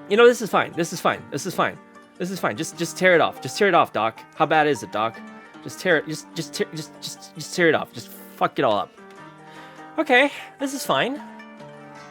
Stick death, oh yeah. Stick death, oh yeah. If you're black, brown, green, or blue, well, soon you will be red. I'm gonna stick it in your face. I'm gonna stick it till you're dead. Stick death, oh yeah. Stick death. Okay. Okay. Well, we've done layer 2. I am gonna glue these together. Lollipop is the lollipop. I am the cute and sexy purple stickman. Yeah, kinda cringe, bro. Nah, that's cool. You're cool. Lollipop is the lollipop. Lollipop, lollipop, ooh, lolly, lolly, lolly, la. Lollipop, lollipop, ooh, lolly, lolly, lolly. Okay, we're very quickly doing the glue cement thing. We had to do a bit. Oh, that smells. Ooh, whew. I spilled a lot of this on my desk once and I got a massive headache. Like, this is some serious glue right here. Oh, blorp. I think I might have spilled some. It doesn't matter. Do not get this on jeans, by the way.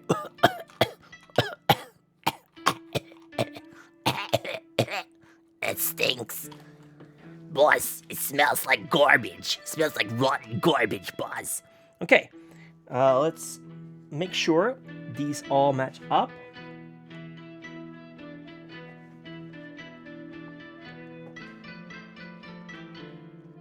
Blum, blum, blum, blum, blim, blim, blum.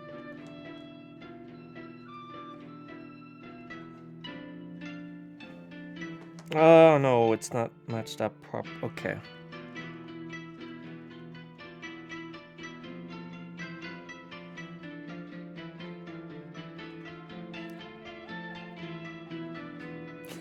Glue always makes plumbing do. What would I put glue on jeans?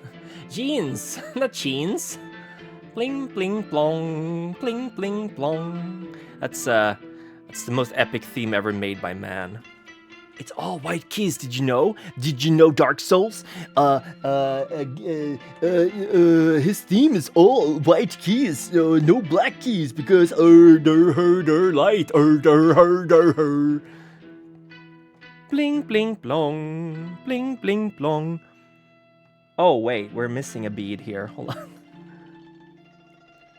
Oh no, this glue is not working. This glue does not want to work. It does not want to work. I guess it doesn't work on this plastic. I'm also missing a bead, which I'm not a fan of. Should I super glue this? I did not expect this to be the issue we would run into. Kind of low-key hating it right now.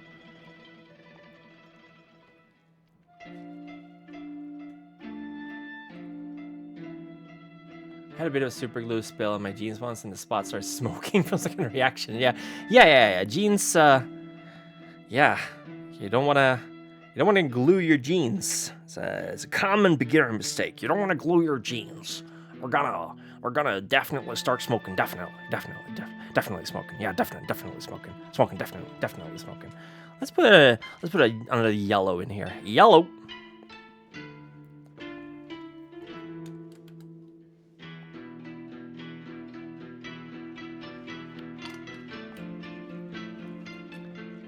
Let's go, baby. That's what I'm talking about. Come on, don't do this to me. I might have to use actual PVC glue, otherwise. Not that that's a really big issue, it's just annoying.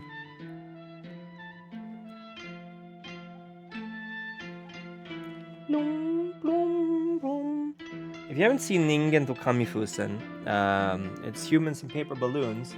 It's a really, really good old Japanese movie, like pre-World War II movie.